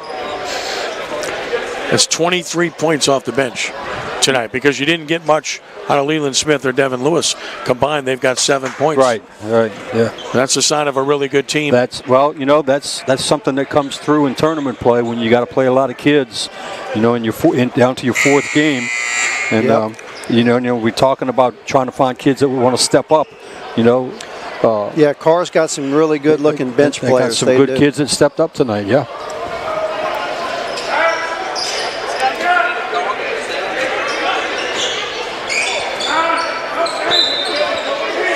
.3 seconds left. No, and another turnover. Trying to catch it with one hand. Foul. Got to catch it with 2 hands.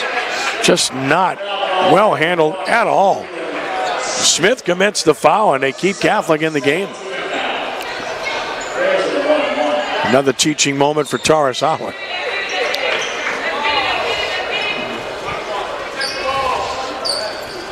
So Catholic gets to the line with no time off the clock, trying to make it a 1-possession game. It's Harden, has not scored in the game yet. Must make here, and does. Good time for your first point of the game. Cuts it to 7. Chance to make it a 2-possession game here. Carr will come back in with Taylor for rebounding purposes. Situational substitution. I think Taylor was told, rebound it, but don't shoot it, son. And Harden missed it, and there is Taylor. Good substitution, right? And there's a foul. So we'll go the other way with Jones to shoot. Now Carr is in the bonus. That's on Harden. His 3rd foul, and it's a 59-52 game, 26.2 seconds left. And Keith Jones, who's been the unsung hero, off the bench with 11 points, goes to the line. Yeah, he's a good-looking sophomore. I tell you what, he's got a future. Got a lot of young kids in this game that really played well. There's a lot to like. Both teams. 1-and-1 situation. Chance to really distance themselves if Jones can make here for the Cougars. Perfect. 12 for Jones. The lead is 8.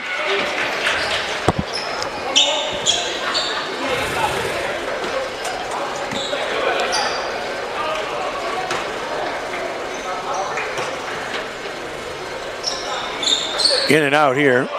Rebound control by Jones for Catholic. Carr keeping the pressure up. Yeah, they are. That's a smart move to make it tough. Long 3-ball coming. Got it. Timeout call. Will Sterling. Well, that's 12 3-pointers. You said they needed 15.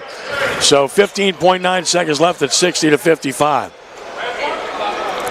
Boy, they forced a couple of turnovers here late in the game, too. So Carr's got to get the ball in bounds. And if they do, if you're Taurus Howard, you've got to identify who your best shooter is. That's right. You want to put the ball in his hands right now. They're going to foul. They're going to foul you. So you and want it's only a free throw 1-and-1. shooter. So, again, it's only a 1-and-1. Therefore, you got to get somebody to the line that can knock down that Catholic first one. can't let any time go off the clock. Nope, got to foul right away. That's right. Face guard, try to get the 5-second count. If you can't get it, as soon as it goes in, you go for a hard steal. Because you don't want to miss the steal and let them go get the ball, advance 3, the ball 4, down the 5 floor. seconds off. Most can go off as 1 second.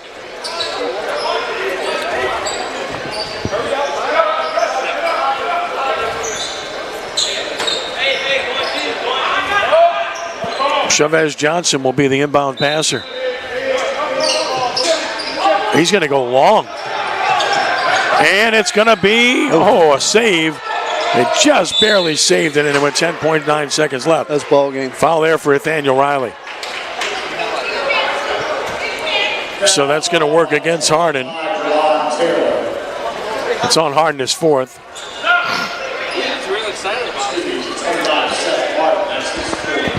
So Harden's fourth.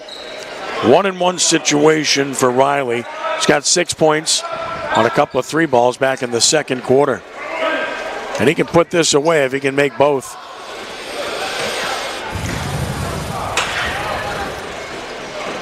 Buried the first. 7 for Riley. This is the one that could salt it away for Carr with 10.9 seconds left.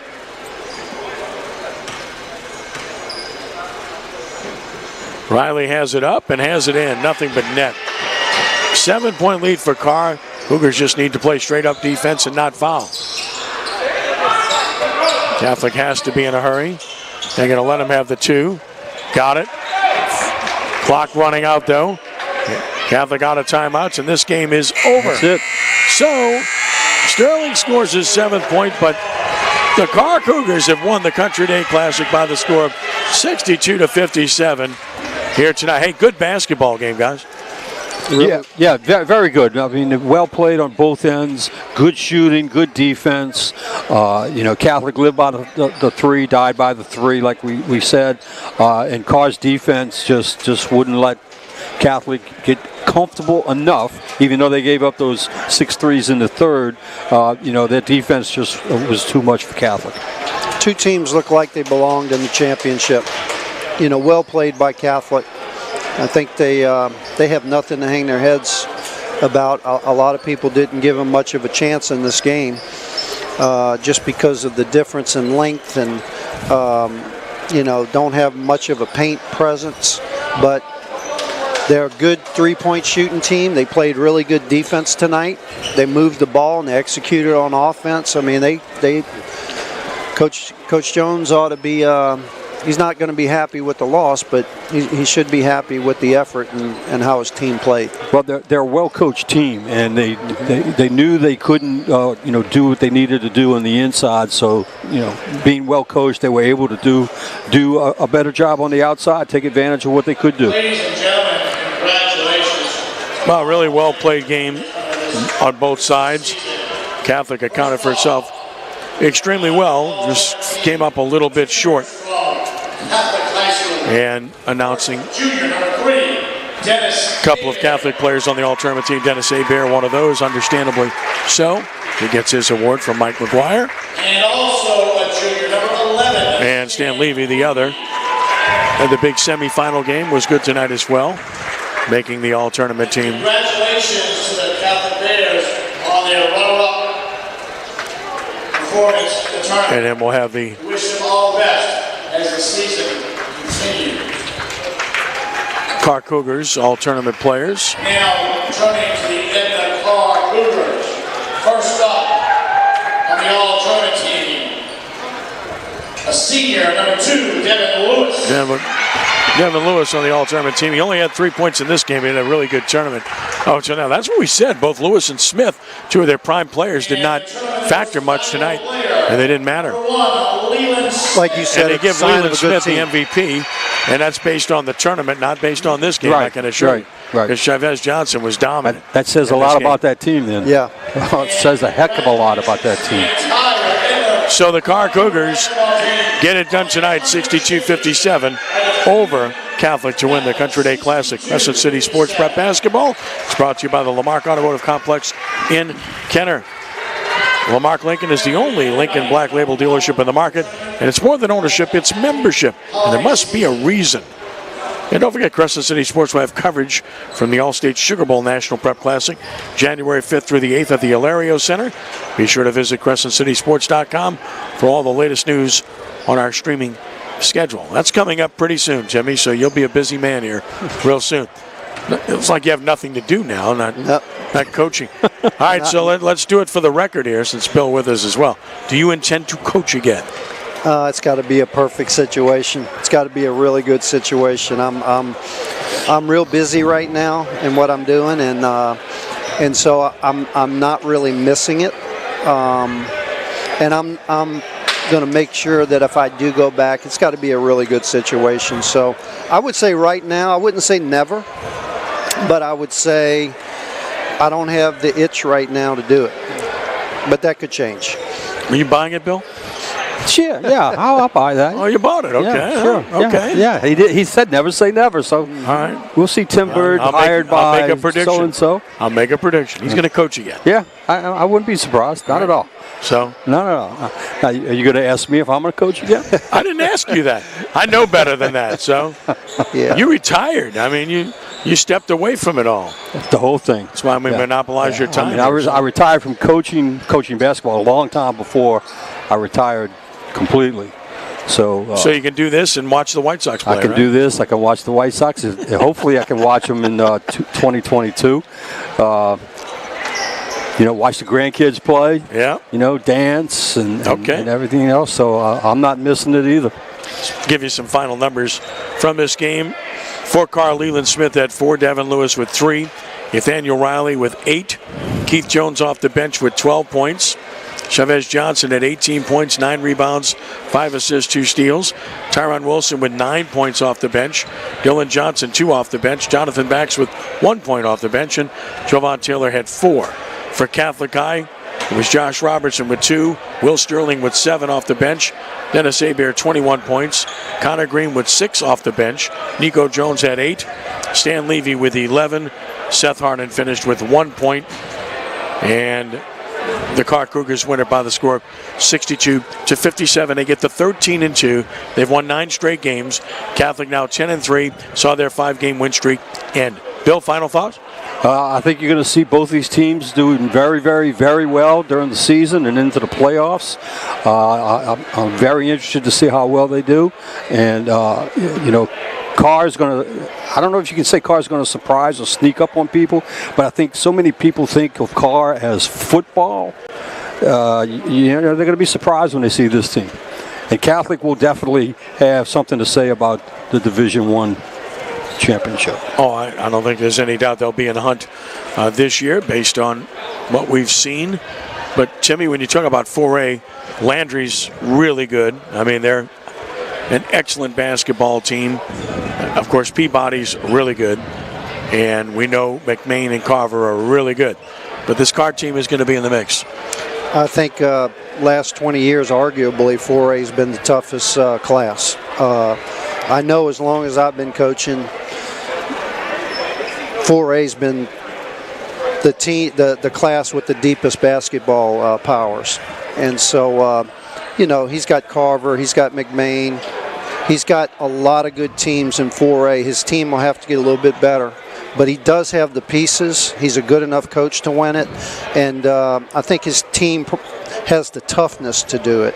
But he is going to have to become a little bit more balanced on the offensive end to get it done.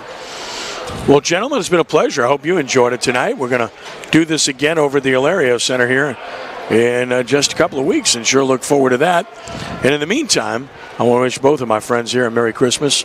Nothing but the best. Merry Christmas to you guys, too. This was a lot of fun, Ken, Bill. Enjoyed it. Appreciate y'all having me on, and I appreciate being in good company. Indeed. Likewise, my friend. God bless you both. And see you at the Hilario Center, too. Once again, our final tonight, it was Carr 62 and Catholic 57.